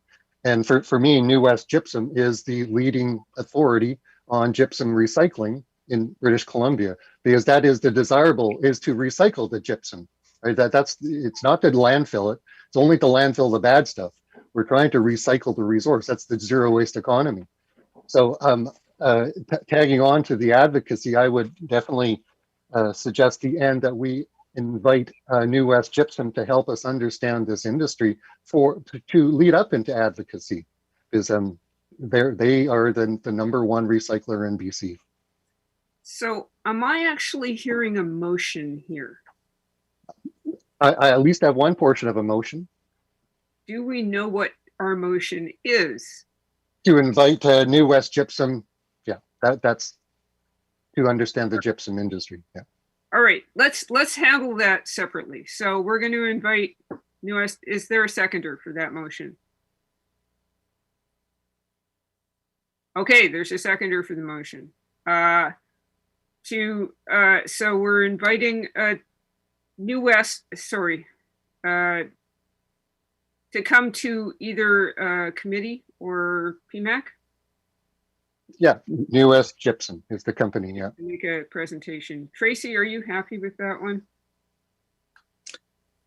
Thank you, Chair. I'm just not sure whether the recommendation is to have them come to a future committee or to PMAC. I've heard both. Or committee, because this information is in public. Mm. PMAC, the community doesn't hear about it because they don't attend that meeting. Fair enough. So we have a motion. It's seconded. Can I call the question? All in favor? Any opposed? No opposed. That passes. Thank you very much, Director Seegers. Thank you. Following up on Director Toth's point, I don't know if it's just provincial or if it's federal as well that we need to get this information out, because I don't know who's actually putting these regulations in place around asbestos and recycling. I don't know if that is a federal. Does it come from the federal government? Does it come from the provincial government? And staff may be able to advise around that. Ms. Cooper? Thanks for the question. I would recommend provincial. Okay. So then I would request Director Toth make his motion and I'll second it. Aha. Put on the spot. I got to remember what I was going to say. That the committee recommends that, advocacy communication be sent to the Ministry of Environment and Climate Change regarding asbestos disposal options for residential scale work in the province of British Columbia, particularly in the light of climate change and home energy efficiency upgrade requirements. Sounds pretty good. We have a motion. We have a seconder. Director Pratt, would you like to speak on this subject? Oh, wait a minute. Jim Rosenbaum. Suggestion I have for the board's consideration, for the committee's consideration, is to expand it from disposal only to disposal and recycling. Because the more we can recycle, the better. Yeah, that's what I said in the first place. Thanks, Remco. Excellent. Thank you. And that is seconded. So, Director Pratt, are you speaking on this topic? Yes, just to the inclusion of the federal piece, because I think there is I think there is a piece here federally that we do need to speak to as well. Maybe not directly, but it just in light of a lot of the regulations that come down from the feds around the building codes, et cetera, and all of that. But maybe it's best left to a little bit more investigation before. I'm happy to let it go with just provincially for right now, but I'm just going to flag it as something that we need to look at on the federal side as well. And maybe it's a question to take to the MP at our meeting next week. So, or when I meet with him next week. Okay. Yes, this does merit more follow-up, but I think we can vote on the motion on the floor. Everyone in favor? Anyone opposed? Seeing nobody opposed, that passes. Thank you very much. We have one more item that I'd like to get to before we take a break, unless anybody is really desperate for a break at this point.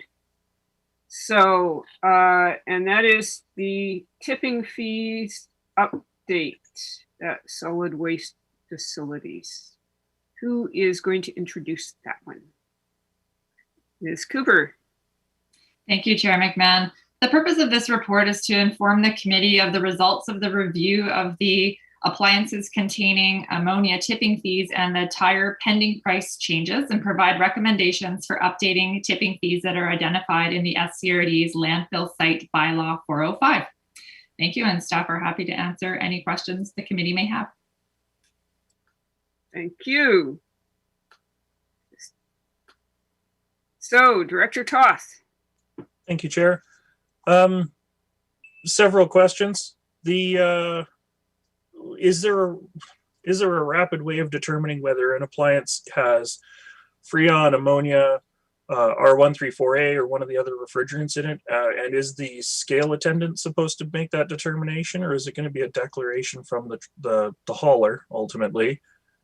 And then, no, I'll leave it at that for the moment. Thank you. Thanks for the question. Yes, the scale attendant is able to identify the difference between ammonia and the non-ammonia containing appliances due to the size of the coils. So ammonia has significantly larger sized coils than other appliances. Thank you. Thank you. Director Tice. Yeah, my question was similar. How would people, the average consumer know? But I guess if the scale attendant can figure it out, then that's fine. Yeah, it just makes it, I think, difficult for somebody to know how much money they need to bring to the dump. Thank you. Director Hiltz. I'm talking tires. The cheeky question is, what is the difference between a passenger tire and a medium truck tire? And then the other question is, if these products can be returned to the EPR places, and there's many of them on the coast, more than the landfill, for free, we should be disincentivizing more at a higher price. I'm thinking particularly the passenger tires. Like if I go up there and I got a load and I got 2 passenger tires and they say, well, it's an extra $10. That I don't think is going to make me turn around and take them back down to a tire shop. So I'm wondering about the passenger amount, and because we don't want them to go to the landfill. We want them to go to the tire shops, is what I understand, is they're for free. So what about increasing particularly the passenger tire? So is there a difference between medium and passenger tires? What happens to really big tires? Like, do we take those? And about increasing the passenger tire rate to incentivize people to get them to the tire shops. So that's the questions. Thank you. Staff. Thanks for the questions. I'll do my best to answer all of them, but please let me know if I didn't capture them all. So the difference between passenger and medium truck, or really the difference between any of the tires, is based on size, which generally relates to the usage or type of vehicle it's on.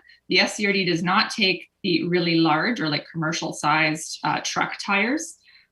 In terms of changing the tipping fees that are proposed in the recommendation, that's at the discretion of the committee to make such changes. Tires off rim are the ones that are accepted at no charge at the tire shops.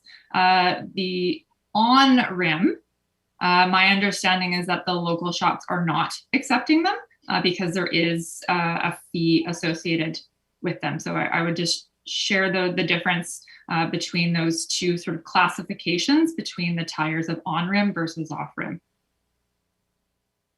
Thank you. Director Toth. Thank you, Chair. And in fact, Director Hiltz got to my tire question before I got there, which was, why we bother accepting tires off rim at all. On rim, I get it. The tire shop's got to send an apprentice to run the machine to separate the tire from the rim, and then they got to deal with disposing of the rim as well. I understand why they don't accept those for free. But given, for somebody to, you buy a tire, you pay the eco fee on it. If you're silly enough to take it up to the landfill for disposal, you're then paying a disposal fee at the landfill to get rid of it. And then we end up paying a disposal fee to get rid of that tire. So there's like triple dipping on the eco fees with dealing with this one tire that goes to our dump. So I'd actually be inclined to completely disallow tires off rim as long as we don't accidentally corner ourselves. Because if we can drop them off for free, it's like the cardboard. Like let's just not even take it anymore. And it frees up space on our site. So my thoughts on the matter anyways. Thank you. Director Seegers. So the question I'd have is, do tire shops take tires that aren't theirs? So, right, can anybody go to any tire shop and drop off tires that are not on rims? Or are there going to be those who have to dispose of them somewhere else? Great question, Steph. Thanks for the question. Any either automotive shop or tire retailer is likely part of the Tire Stewardship BC program. Each individual location may have a limit to the number of tires that they accept per day. So for instance, they may only allow a resident to drop off 4 per day from being able to manage it. But as long as it's within the program and off rim and they're part of the program, then there should be sort of no other restrictions around, except for size, off rim, and then possibly a limit per day. Thank you very much. Director Tice. Yeah, I'm just worried that some of the tire dealers are somewhat selective in their acceptance of tires. They'll go, oh well, yeah, if you buy 4 sets of new tires from me, I'll let you leave your old ones here. But so I don't know how that is being treated on an actual level. I think that's worth examining. Thank you. I'm just going to throw one in here myself. I'm a little concerned about the tires filled with foam. I'm wondering if we have any idea how many we get. They are marine. They're normally marine debris, I would think. And we already have a problem that people with old docks just cut them loose and let them drift away. And I'm not sure we should be disincentivizing people to take their tires filled with styrofoam to the dump. Staff have any comments? The tipping fee, thanks for the question. The tipping fee proposed is to cover the cost that would be charged by Tire Stewardship BC.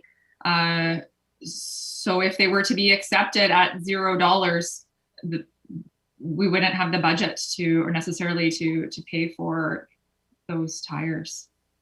In terms of numbers, there may be 1 or 2 right now that are slipped in, but as of right now, they should not be being accepted at our sites until such time that the bylaw would be amended to allow for that material type to be dropped off, and then whatever the associated tipping fee is.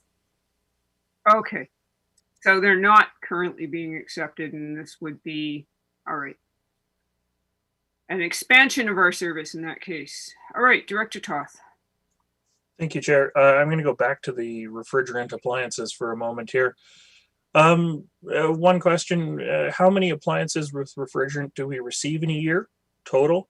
And then the other question is, if we increase the tipping fee for ammonia containing appliances, I read that as a revenue increase of only $1,000 to $1,500 a year. Is that correct? Thanks for the question. We don't have historical numbers for the number of ammonia units because they were serviced in a different way under a previous contract, so they were not tracked separately. This year we've received 31.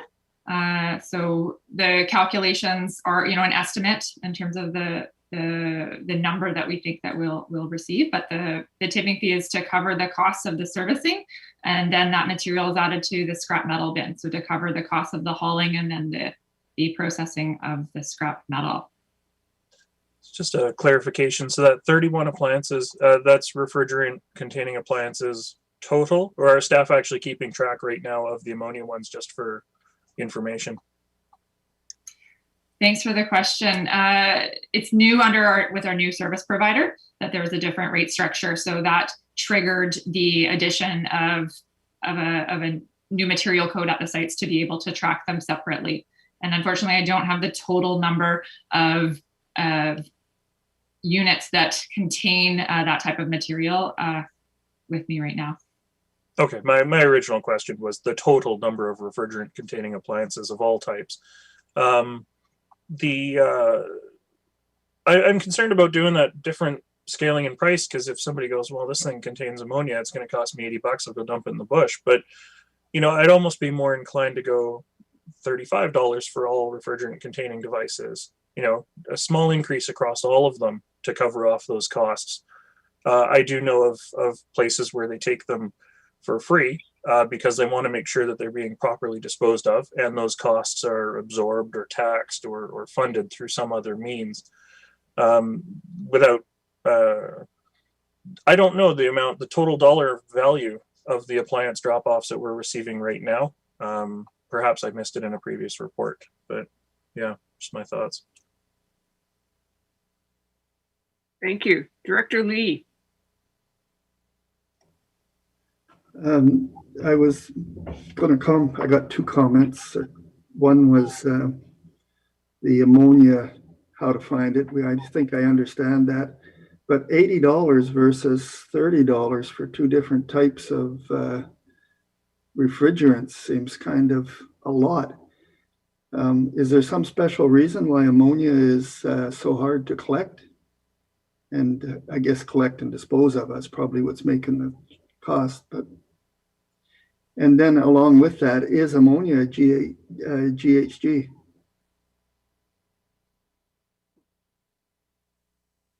Yeah. Thanks for the question.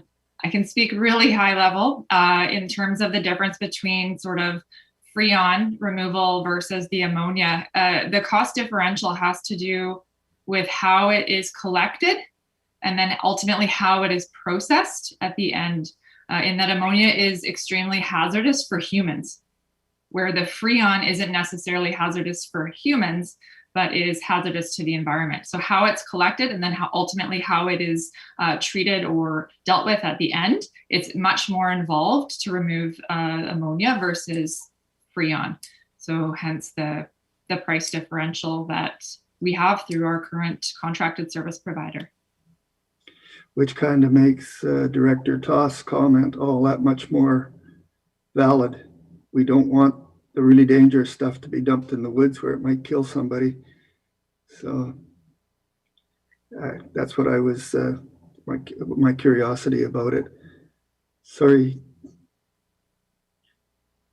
And my other question is, foam tires only at Seashell? Because we got a lot of foam tires under the docks. That's how they use them. They used to, they don't do it anymore, but they used to fill the tires with foam and then put them under the docks for flotations. So as the docks are being upgraded now to encapsulated foam, we're going to see more and more of those foam filled tires showing up. And so I'm not sure what they're going to do with them if they have to take them to Seashelt rather than just dump them in the Pender site. So could we charge 20 instead of 18 and put them in both places? That was my thoughts. Staff? Thanks for the question. That would be one approach, would be to have a cost differential to account for the additional hauling costs that come from Pender Harbor Transfer Station for the metal. There's a bit of concern around space at the Pender Harbor Transfer Station to add more materials. I can see that, but I also see that, you know, the two areas that are going to generate tires are probably areas A and F, and mostly A, because there just aren't as many docks in area F, and it's not exactly convenient having to drive all the way to Seashell. GM Rosenboom, your hand was up.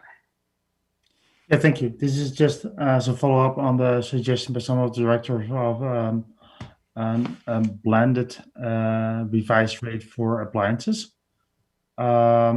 We would have to check the numbers to make sure that we still maintain full cost recovery. But if the committee would like that, we can get back to the committee at next month with a proposed rate for appliances, which would be the same for Freon and ammonia. Thank you. I would also support that because, you know, I have a fridge. I have no idea what's in it. I don't know. I presume that most people who are buying a new fridge have the appliance company remove their old one. Is that the case?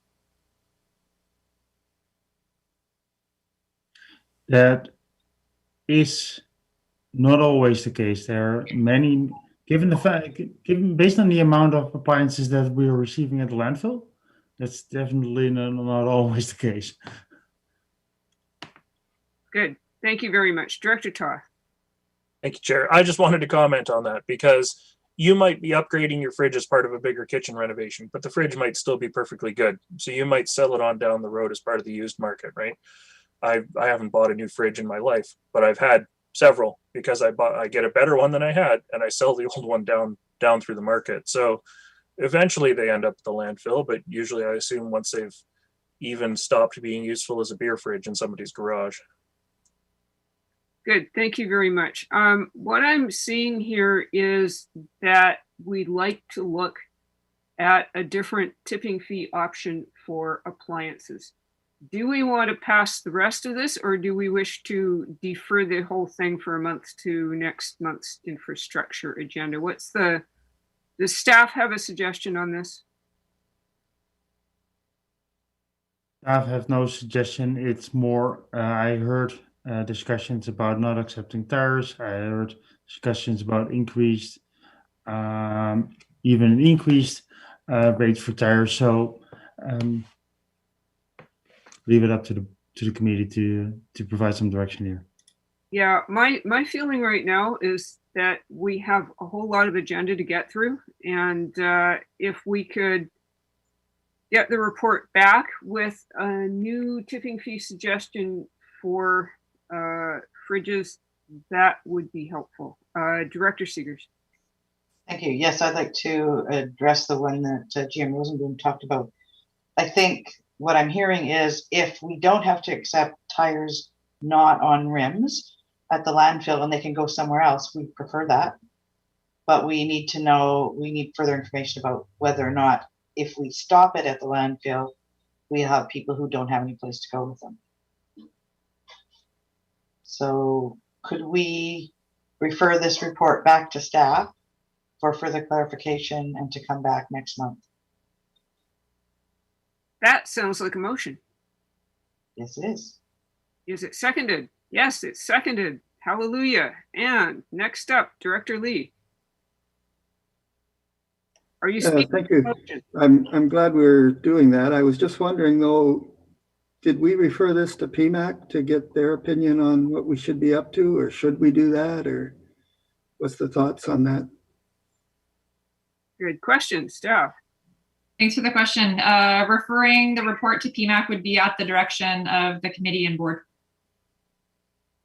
But no, at this time, these items are not scheduled to be on an agenda, a PMAC agenda. And PMAC is next week. So we could refer it to them. Okay, we have a motion on the floor at present. Director Toth, are you speaking to the motion on the floor? Yes, I am, Chair. I was just going to comment that the motion on the floor is a little vague for direction on what we want staff to report back with. I heard I specifically heard the comment about the tires off rim. What do we want to do with the ammonia containing appliances? Do we want to look at a unified rate for all appliances that's high enough to cover the ammonia items? And what about the tires filled with foam, Seashelt versus Pender versus nowhere? Good. I think we can give direction to staff without necessarily putting all those details in the motion on the floor. I see nods. Yay. All right, I'm going to call the question on the motion. All in favor? Any opposed? Nobody is opposed. Brilliant. We actually made a motion. Does anybody want to make a motion to refer this to PMAC? This report? Question. Yes. Will directors be there to explain what we did at this meeting if we refer the report for the meeting next week? Yeah, well, I attend PMAC. Okay, I'll suggest it be referred to PMAC. Seconded? Okay, that's seconded. Yeah, I would appreciate if staff would remind me of the, comments we made prior to the PMAC meeting so that, well, we go through a lot here. I forget what I've done yesterday. So, all those in favor of the motion? Awesome, that is referred. Thank you very much. Okay, I'm going to recommend we take a break here. We are only on item 6. Wait a minute, wrong agenda. We are only on item 6 of a 16-page agenda. So I'm going to suggest that we come back at 11:50. I know it's only 8 minutes, but run to get coffee, and then we'll be back. Thank you very much.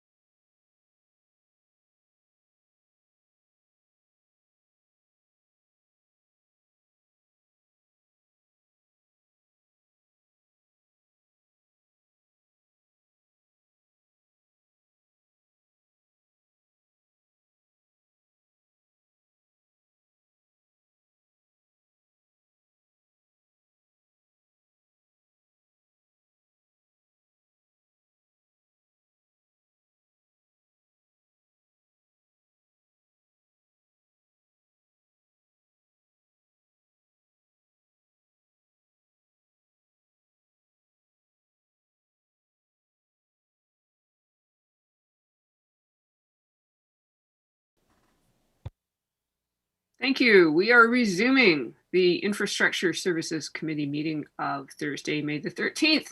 We have gotten all the way to item number 7, which is the operation of the South Coast Green Waste drop-off update. Over to Ms. Cooper. Thank you, Chair McMahon. The purpose of this report is to provide an update on the contract with the Town of Gibsons for operating the South Coast Green Waste drop-off depot. The Town of Gibsons has agreed to continue operation on a month-to-month basis up to September 30th of this year until the land use agreement is executed and a procurement process is completed for site operations. However, they have requested an increase from $8,549 per month to just over $10,440 per month. The total contract value is over $100,000, and thus a contract extension and increased monthly costs requires board approval. Thank you, and staff are happy to answer any questions the committee may have. Thank you. Director Seegers. I'll move the recommendations on page 24. I see a seconder. Great. Do we have any further discussion? We do not. That's lovely. I'm calling the question. All in favor of the motion on the floor? Any opposed? No, that passes unanimously. Thank you. Well, that was dizzying. So, item number 8 is on our amended agenda, detailed design of the Seashelt landfill public drop-off area. Over to staff for an introduction. Thank you again, Chair McMahon. The purpose of this report is to seek board authorization to amend the SCRD's contract with XCG Consulting Limited for the Seashelt landfill construction oversight project to include an assessment of the power needs for the Seashelt landfill to help inform the construction project, as well as to develop the options for the long-term power needs of the site. And staff would bring forward the results of the assessment to a committee by Q3 2021. Thank you, and staff are happy to answer any questions the committee may have. Director Toth. I see that this is funded from the $125,000 that's already been allocated in the budget. So this is just a contract housekeeping item. Happy to move the recommendations as presented. Seconder? I see a seconder. Thank you. Director Seegers. Thank you. Is this project, so this would be actually running power to the site, is this something that would be beneficial for this construction project or for after this construction project? And if so, will you be coming back requesting board direction to go ahead with it depending on the cost? Staff, please. Thank you. Oh, Go ahead. thanks. And GM Rosenbroom can chime in if I don't cover it all. So the scope of the project as per the budget proposal was to conduct an assessment of the power needs of the site, as well as, given the power system has failed, provide an analysis of, to meet those current and future power needs, what would it take to continue off-grid in terms of what are the upfront capital costs, what are the ongoing costs, replacement costs, versus what are the costs of being on-grid. So the project includes the assessment as well as presenting an analysis of those options, which would be brought forward to the board. And the relevancy is, as part of the current project, the design is based on the previous system. So certain conduits, etc., will be are designed to be installed. So based on the results of this study, we might need to change the design so that something towards the end of the project, something else is installed, so that we are future-proof. Excellent. Okay, so follow up to that. So what you're saying is, if we approve this now, potentially it could come back in time to actually do an implementation, should that be the direction that's advised. Correct. All right. I'll move the recommendations as presented. And I see a seconder. Thank you. What is the site doing for power right now? We are using one of the utility generators, one of the backup generators that you otherwise stationed at Mason Road for as a backup for any of the wastewater and water plants. Thank you. And I believe, as Director Toth pointed out, that we have now moved the recommendations twice. Is that the case? Yes, and I seconded the first one, then moved it a second time.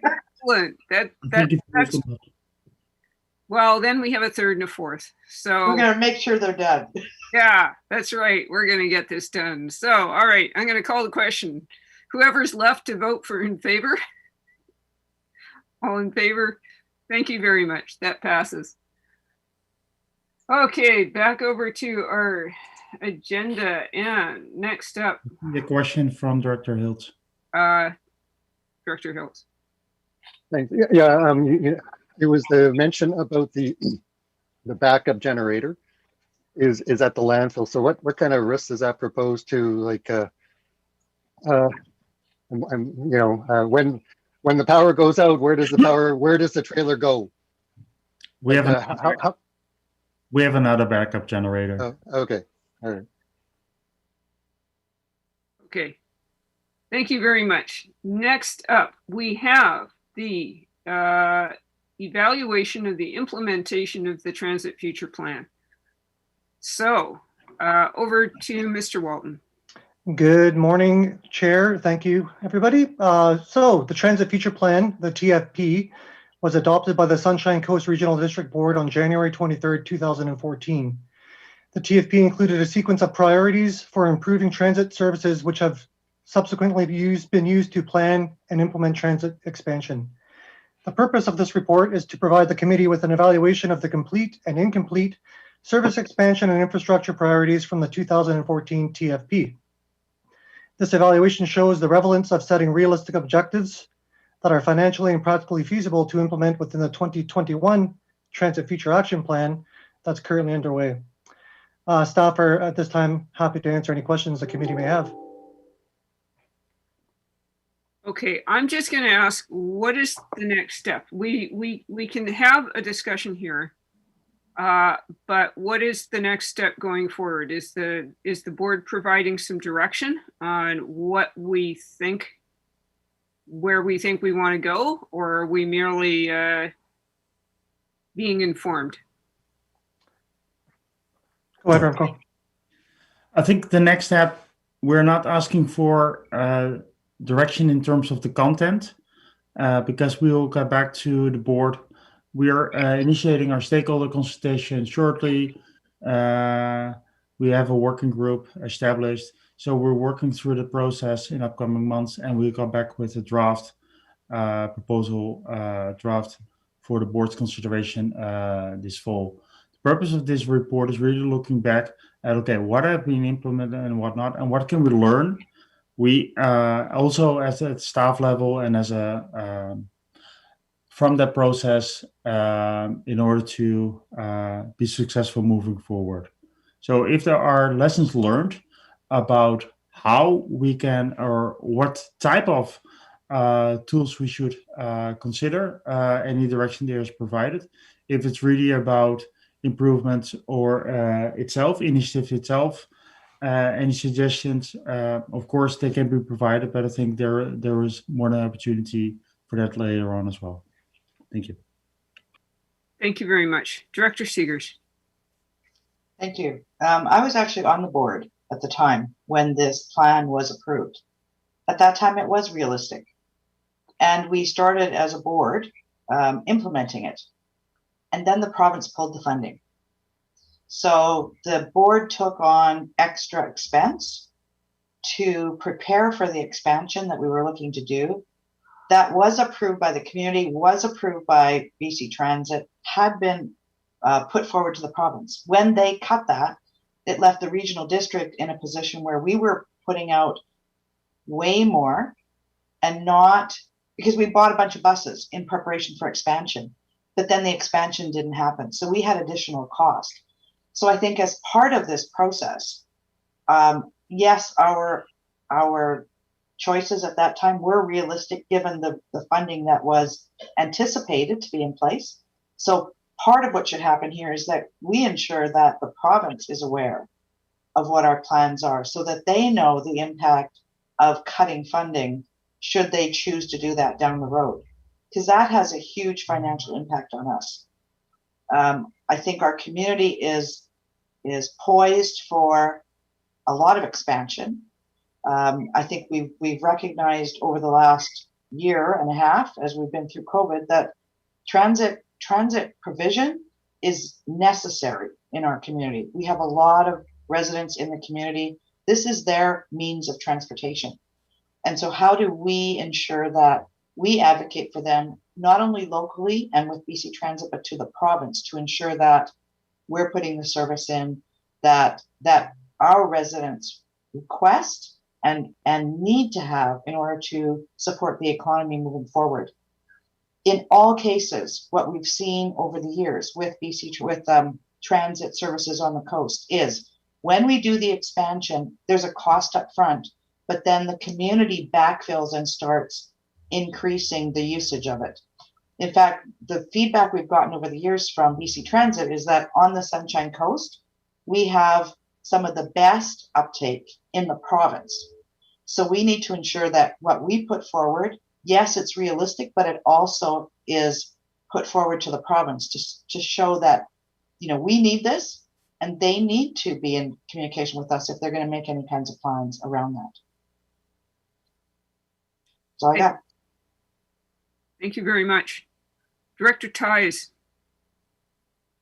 Yeah, I think that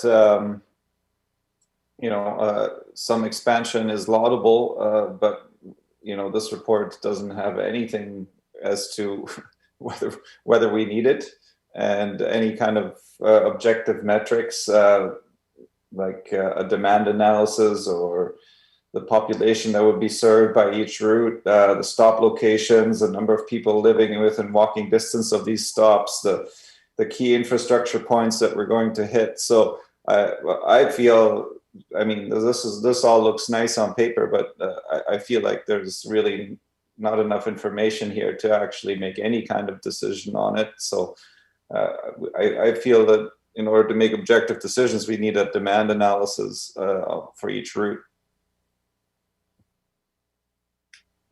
I believe that will be coming. Mr. Walton, comment? Yes, thank you for the question.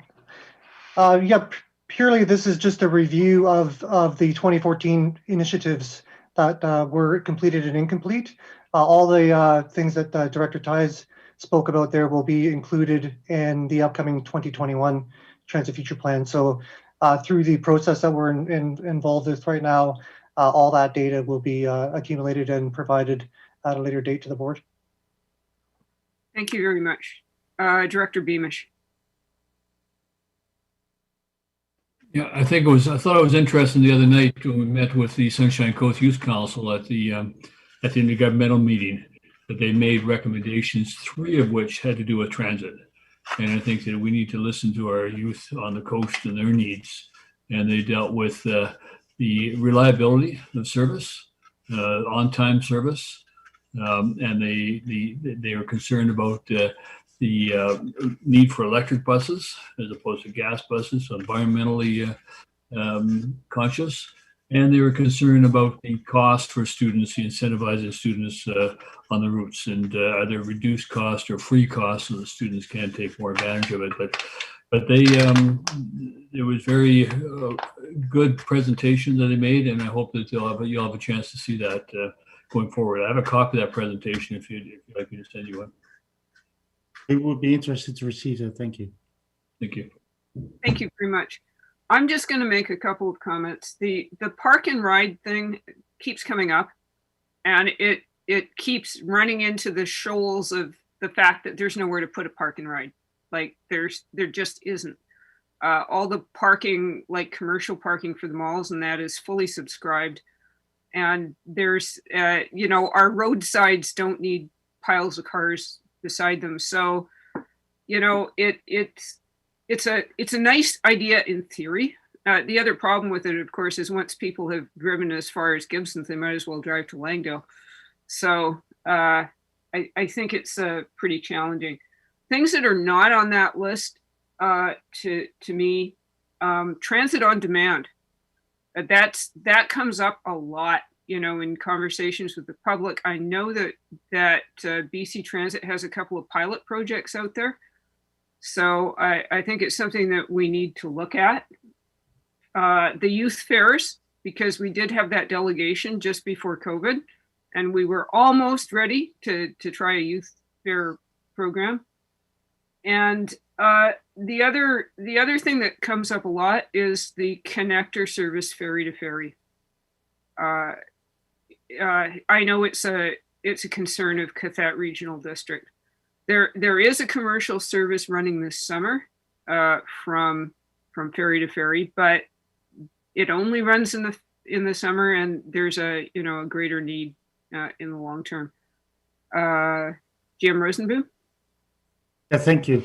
Based on the recommendation, as per the direction provided by the board, the agencies in Powell River have been invited to participate in the working group, and some of them have picked up on that invitation. That's excellent to hear. Thank you very much. Director Seegers? Thank you. I think this is coming to us now in preparation for the public consultation that BC Transit is going to do this fall to work with the regional district and the community on what our initiatives are that come forward, right? And to Director Ty's comment, all of that work will then be analyzed based on population, developments that are coming forward, all of those sorts of things. So we can look at demand and ensure that where we're expanding is what is needed in the community. Thank you very much. Director Toth. Thank you, Chair. I just wanted to add in that the provincial government did include in their budget free transit for all children 12 and under to start this coming September. So that will be interesting to see how and if that does increase the demand for us locally. You know, I know this program was primarily probably targeted towards TransLink, but it hopefully will have a positive knock-on effect for BC Transit in the rural areas as well. Good. Thank you very much. I think that we can move on. A question has been raised. I thought that we voted on the referral of the last report, the tipping fees report, to PMAC. So I believe we did that. Okay. Yes, we did. Okay, next item is my favorite. It's our water supply update. I always love that one. Over to GM Rosenboom. Oh, almost your sign. Thank you very much, Chair. I'm going to share my screen.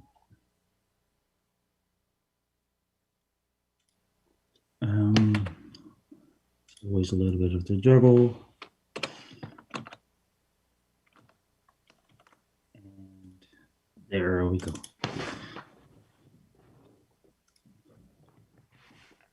So I'm pleased to provide the committee with another monthly water supply update. In terms of the snowpack, it's more or less the same picture as it was a month ago. We're just above average, and that's the case for as well snow levels at Chapman as well as airports. And I have to say these measurements were taken before the current warm weather. And since the current warm weather a couple of days ago started, we see an increased snow melt. So that will be interesting. These are the numbers for Chapman, for Edwards. So we're also above the dotted line, above the average. So earlier this month, it looked promising. The concerning part is actually the drier than average weather we have. And this graph shows the amount of rain that we received at the airport in Seychelles this year so far. The blue is 2021 and the red is the average of the last 10 years. You can see that from February onwards, we are increasingly far below the average precipitation levels. Of course, the main number is to date, but there hasn't been a lot of rain in the last several days. So, and there's not a lot in the forecast as well in the upcoming weeks. So that is actually the more concerning part at the moment. So in terms of the long-term forecast, based on Environment Canada, it's about average temperatures for the upcoming 3 months. Continuation of the dry weather could result in escalation of the stages once the snow has melted. The current snowpack will definitely last us until sometime in June, but it will really depend on if we have a lot of rain or at that time or shortly prior, what will happen with what is required to ensure community water supply after that. In terms of drought response plan, no changes, of course, compared to last year. Stage 1 is in effect for all systems as of May 1st. However, Eastbourne, given that the wells levels are decreasing there already because of the dry weather, where it could go to that we might need to go there to a stage 2 pretty shortly. And it will really depend on the rate of snow melt and what will happen with the systems sometime in June, the other systems. So last month I provided a graph during this presentation with an overview of properties and small properties and big users and where they were. And I wanted to provide a little bit more insight there. So we picked several properties. Here, there's a graph from a family of 4. Their water use throughout the year, they're averaging between 300 and 600 cubic meters a day, liters a day. So in total, they're in a neighborhood of 235 cubic meters. This is one of the larger users within the SRD. It's a system that continued to stay at stage 1 all summer last year, and they had an overall use of over 1,600 cubic meters. And you can really see the difference here between their winter use, which is about the same as the family of 4, without a big irrigation system, and exponential growth of that during the from early spring to late fall.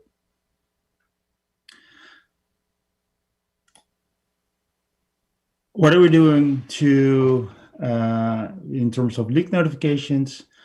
Based on the 2020 data, we analyzed from, you can see that a home with a leak uses about 4 times more water than an average home. And last year, 858 properties were sent leak notifications, which is about 14%, which is a quite significant amount. The next round of leak notifications will be sent in a couple of weeks, early June. And I included some statements from residents with respect to the leak notification program, as well as the monthly water use update emails we're sending out. In terms of the program, the number of participants increased to almost 200, which is great. So everybody that has a meter in place and would like to participate and receive their personal water use on a monthly basis, they can send an email to infrastructure@srd.ca. I also would like to draw the attention to the next Let's Talk Water event, which will be focused primarily on the water metering program, which will be on May 26th at 7 p.m. and staff and directors will be there. Staff will provide a presentation, and there will be opportunity for a Q&A with directors and staff. And thank you very much.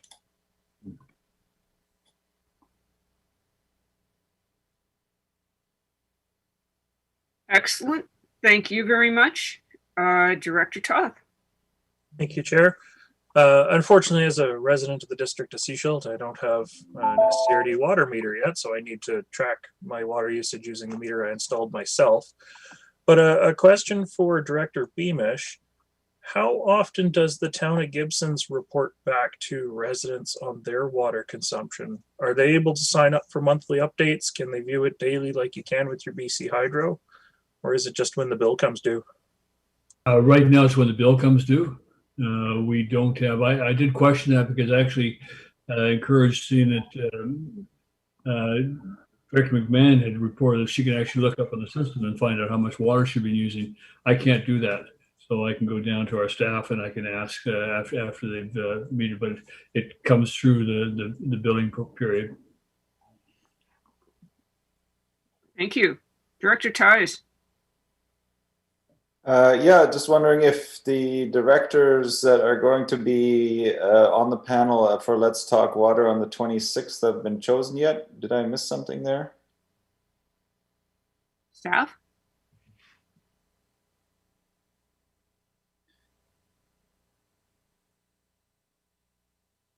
Anyone? I think it was a matter of volunteering. I think it's a District of Seashelt on the next one because it's water metering. I think the thinking was to have Director Pratt, Seegers, and Toth there. Given the scope, with the focus on Seashelt as well as its in SRD. But we can always listen in. And I'm more than happy to attend because I think there will be definitely some opportunities for the directors to chime in. Excellent. Thank you. Director Hills. Thanks, Jerry. Yeah, and I love these updates as well. So I join you in that excitement on, and the excitement is about, the snow is up there, it melts, it goes down the hill. And so the EFN flow, is there any updates on, like, there was some measurement happening with the Chapman Bridge and the flow is, I don't know if that's going on. Is it done? Is there any update on, on the flow measurement at the Chapman Bridge of Chapman Creek? Any updates on that? The update on the EFN update study, the status update on the EFN update study that is still on the way is that it has been impacted. Unfortunately, our contractor's ability to focus on the project has been impacted by the pandemic. They're making progress, we're making progress, and we're just finalizing some reports additional reports to send to the ministry and DFO for their review. So it's progressing, but yeah. And unfortunately, at a little bit slower pace than we all would have hoped. So the follow-up is there monitoring at the Chapman Bridge currently as we speak? One of the sites where currently monitoring is happening is close to the bridge. Yes. Thank you. I was over at Chapman Creek yesterday, and it's really impressive how much water goes down that creek at this time of year. Especially when you compare it to what it looks like in August. So next item on our agenda, we have made it onto item 11, WASAC reports, water supply planning questions. We have received this report. So are there any follow-up concerns going forward? Director Seegers. I just want to say thanks to staff for providing this to us. This is very comprehensive. A lot of information here, answers a lot of the questions the community has as well. So thank you. Thank you. Director Ties. I don't know, it might be, the time might be now or the time might be when we're accepting the WASAC minutes, but I do want to give a little bit of feedback on some of the recent WASAC discussions, especially around the graph in attachment B, which is the 9% using 38% of the water, and that the WASAC committee really thinks that this really needs to be attached to the argument for water meters. They think that that is the strongest argument for the implementation of water meters by far. And even people that were skeptics on the WASAC committee are now converted. And so that's, and they were also expecting a little bit more publicity around water meters and some of the arguments with full page ads in the newspaper and such things. So I guess there's two approaches we can take regarding an AAP. One is to make as little waves as possible and see and hope nobody finds the attention, or we can really put a good push in and make sure the public is aware of why we're doing it. But I'm kind of more for the latter. So yeah, I just wanted to kind of talk about that feedback that WASAC gave around this. The other thing that they also wanted to say is that as soon as the AAP passes, it might be a good idea to start the discussions, which are going to be lengthy, around the then to come water metering implementation as it comes to volume-based charging and all that sort of stuff. So, because I think that's going to take a couple of years to really gel itself out, and I think, and you know, WASAC really thinks that some immediate policies, like maybe around leak fixing and that sort of stuff, should be implemented first, and then some of those more equity-based models can then be discussed in a longer term version. So just some feedback from WASAC that I wanted to pass on. Thanks. Thank you very much. GM Rosenboom. Thank you.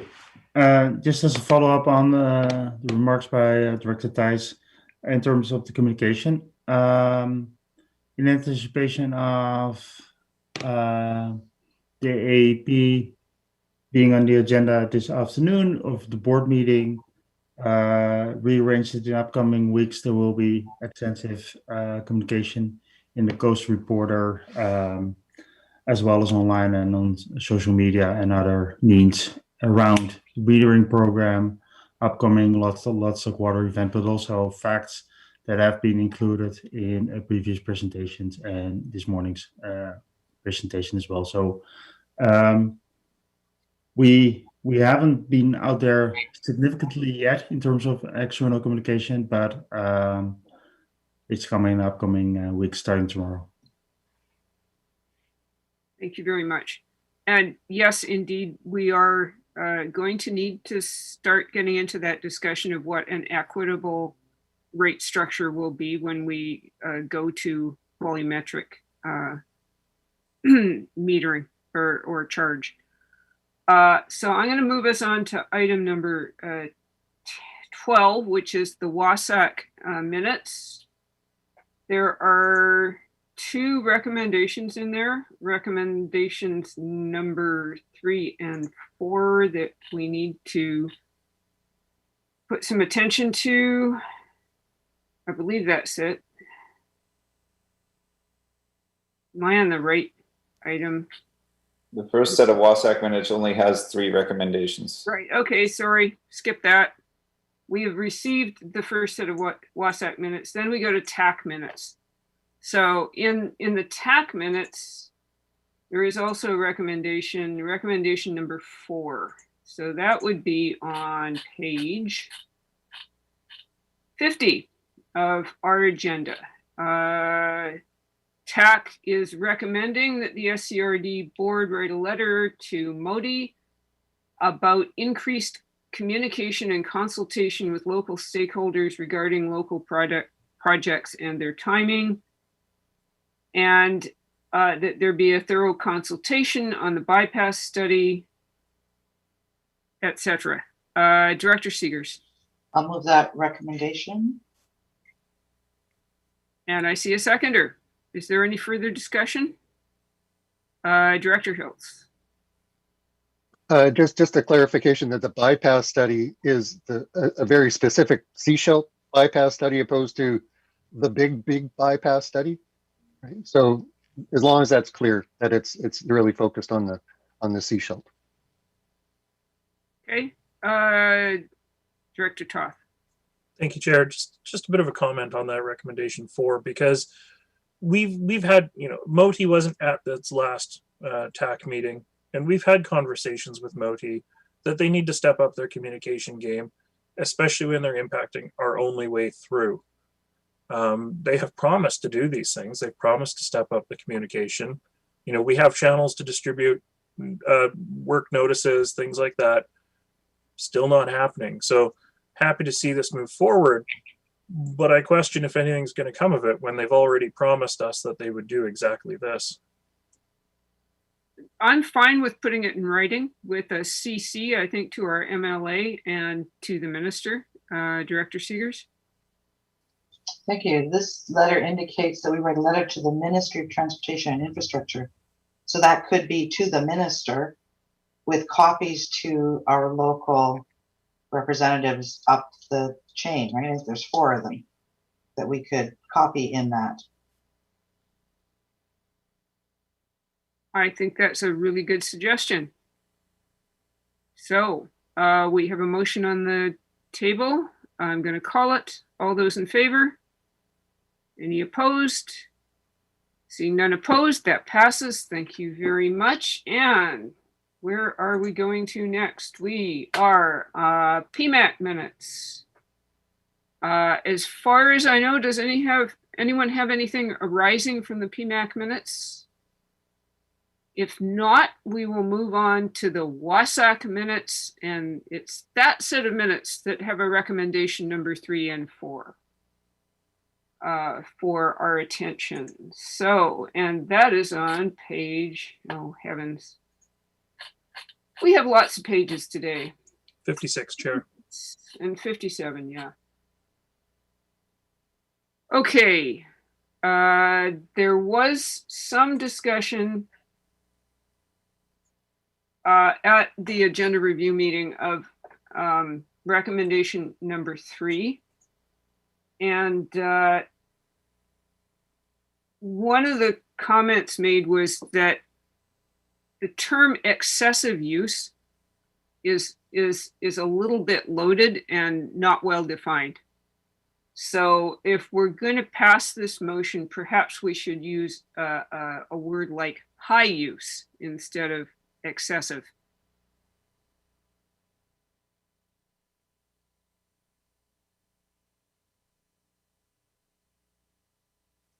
Director Seegers. I'll move recommendations 3 and 4 with the revision to high instead of excessive.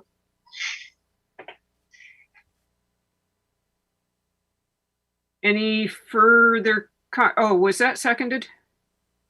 Did I see a second? Yes, I saw a second. Good. Do we have any further thoughts, comments, ideas? Director Hiltz. It's the amount of effort to put into the report that is the consideration, and it could be a lot and it could be a little. At WASAC, the little was like 2 hours to do this kind of material, and I think from staff's point of view, it's a much more involved aspect. So I'm wondering if this is almost part of the board AAP communication strategy, which is where in recommendation 3, it's talking about supporting the AAP. So I'm almost wondering if this could be brought into that conversation, or, because it's on the agenda today at the board, and communication strategy is part of it, and data. So that's one question that I have about so can staff produce this? Are they already producing it as part of the AAP? And do they need something extra special to direct into this rather than just the AAP communication? So that's the one question I have on recommendation 3. Staff? Thank you. Thank you for the opportunity. Based on the direction from the discussion with WASAC staff, and with the start of a new employee last Monday, we have brought in additional resources to see what we can do to mine our data to the extent possible, so that we can use them in upcoming weeks as part of in support of the AAP process. And so we're working towards that, and we're hoping that we can provide at least an interim report with analysis to June WASAC meeting. But it will be an analysis that can continue further and further and further, because there's so much more data to mine there. If I may, I also have a question about or a comment about recommendation number 4. The question is, what is the direction provided to staff?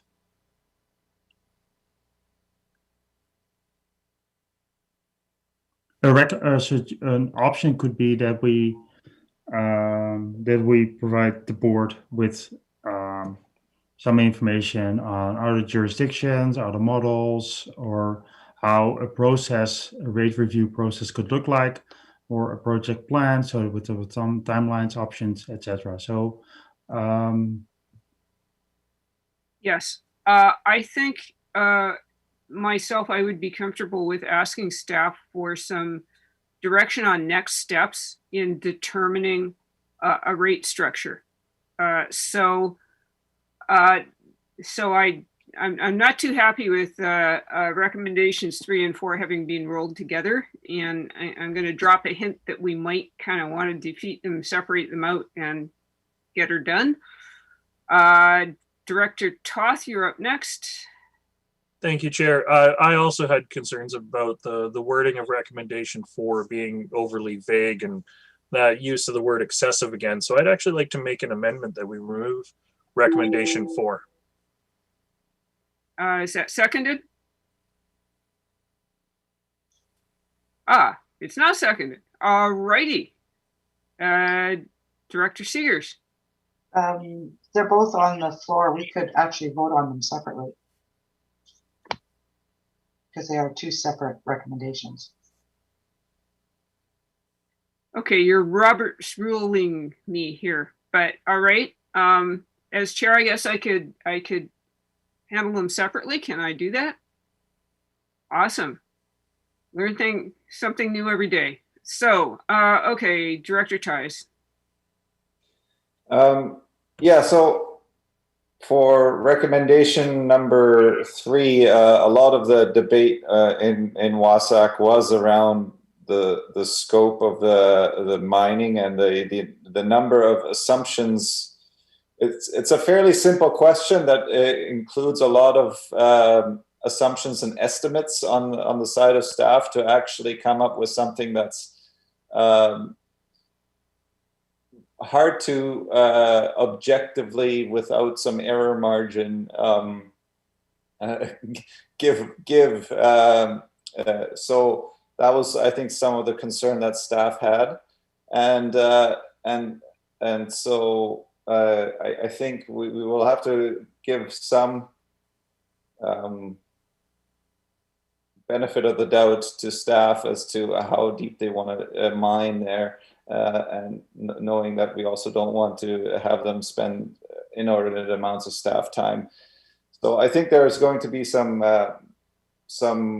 assumptions that are going to be made and some estimates that may not please everyone. But I think just for the sake of the exercise, I think it's worthwhile doing. As to recommendation number 4, I think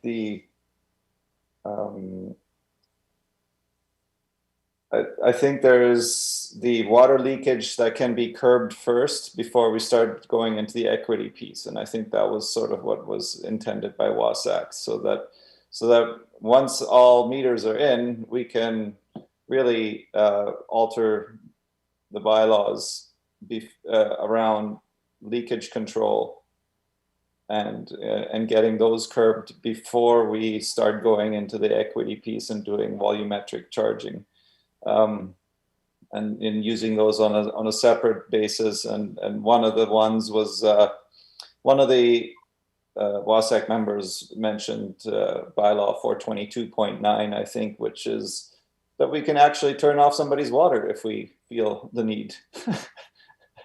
And so that could be a threat once everybody's on water meters and they're unwilling to fix their leaks. So I think that was some of the discussion in WASAC, was that that the leak control could be moved up in priority over just the equity piece, which will take a lot longer. Thank you very much, Director Seegers. There we go. Thank you. I agree with Director Ties around the recommendation number 3. And I think the report that comes back from staff will actually lay out the assumptions that are made. They're going to have to be very clear about that, because those assumptions will actually determine the results that they give us, or the information they give us. So inside of that, there'll be conversation here and in the community about how that goes forward. Water meter data, I think we'll recommend that the motion be modified. Once we voted on the first one, we'll come up with the second one, put forward a recommendation. Thanks. Thank you very much. So I'm going to call the question on recommendation number 3. All those in favor? Anyone opposed? We're all in favor. Thank you very much. Let's go back to recommendation number 4. Do we have any amendments? Director Seegers.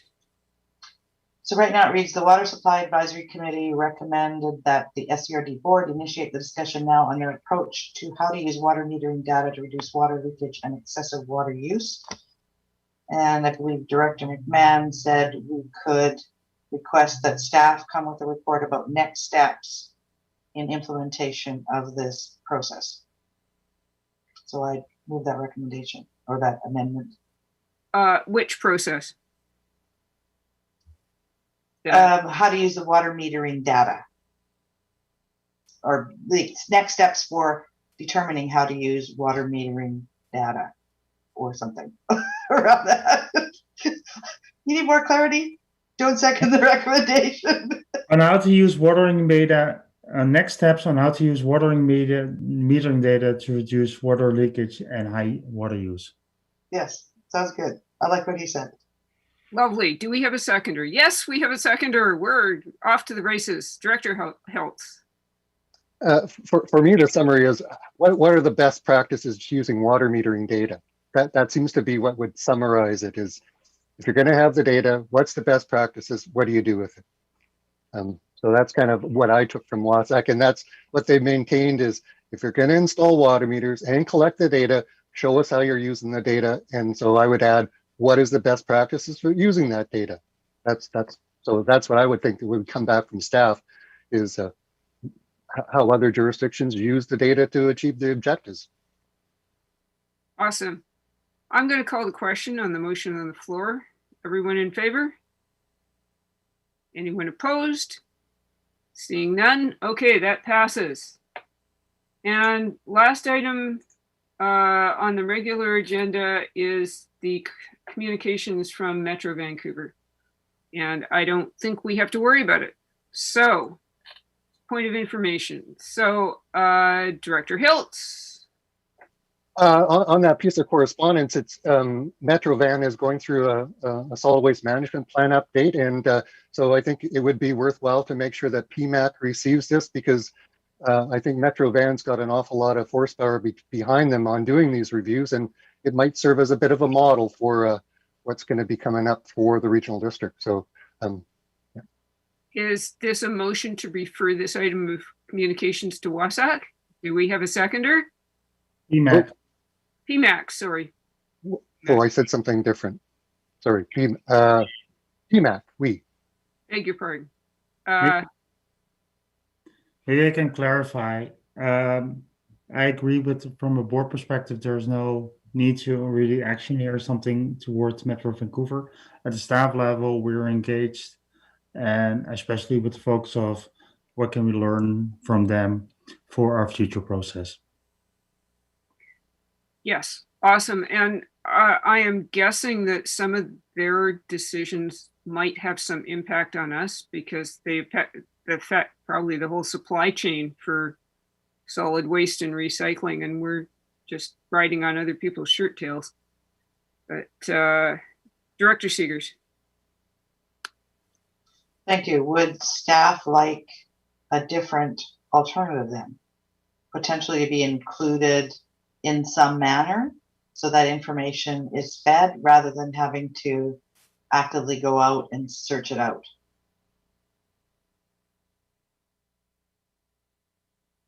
No, it's good because it's helpful for us to be engaged in some workshops and those kind of things. We will get the invitations and we can pick and choose where we can participate or not. Okay, but they're asking here how we would like to be notified of them. That's what they're asking. Yeah, I think the question is as a board. Okay. Okay. Thank you. Director Lee. Along similar lines to Director Seegers, it would seem to me that we would have, if we could have an opportunity to work with them and perhaps they can help resolve some of our problems, like such as drywall, we should be engaging with them. And I believe staff is the right to engage, but I think we need to take the opportunity to understand what they're up to and see if we can influence what they're doing. Because they are our neighbors and perhaps they can help us deal with some of our problems. Like maybe they're going to build a new furnace and we can send our stuff down there. But, you know, we need to know what they're up to. Jim? Would it be if we could respond to them that Metro Vancouver will continue to engage SKD staff in the development of their solid waste management plan? Okay, we have a motion on the floor at the moment to refer this letter to PMAC. If we could get that handled, I'm going to call the question. Everybody in favor? Okay, that's done.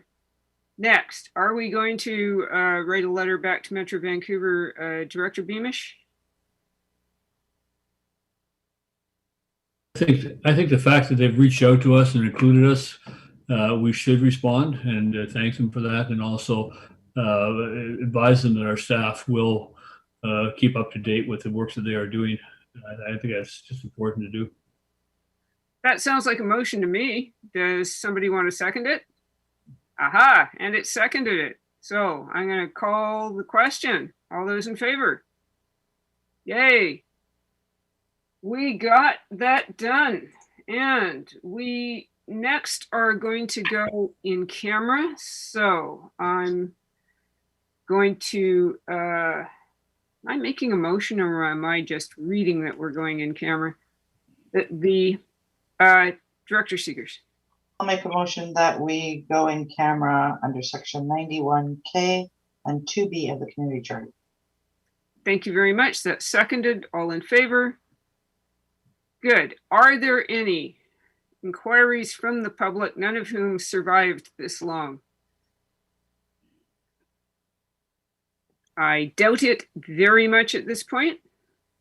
So in that case, does anybody want a short break or shall we just go in camera and get her done? I'm good. Get her done so we can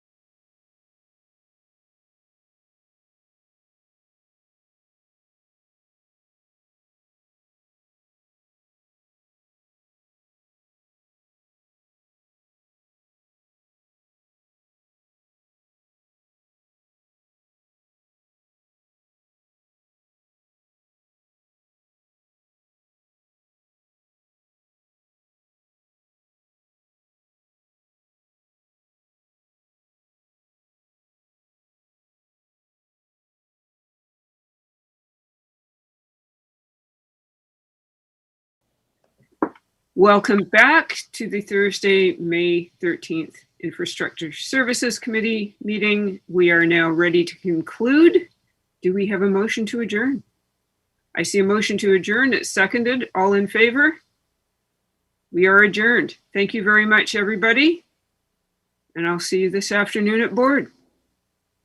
Thank you, everybody. Good.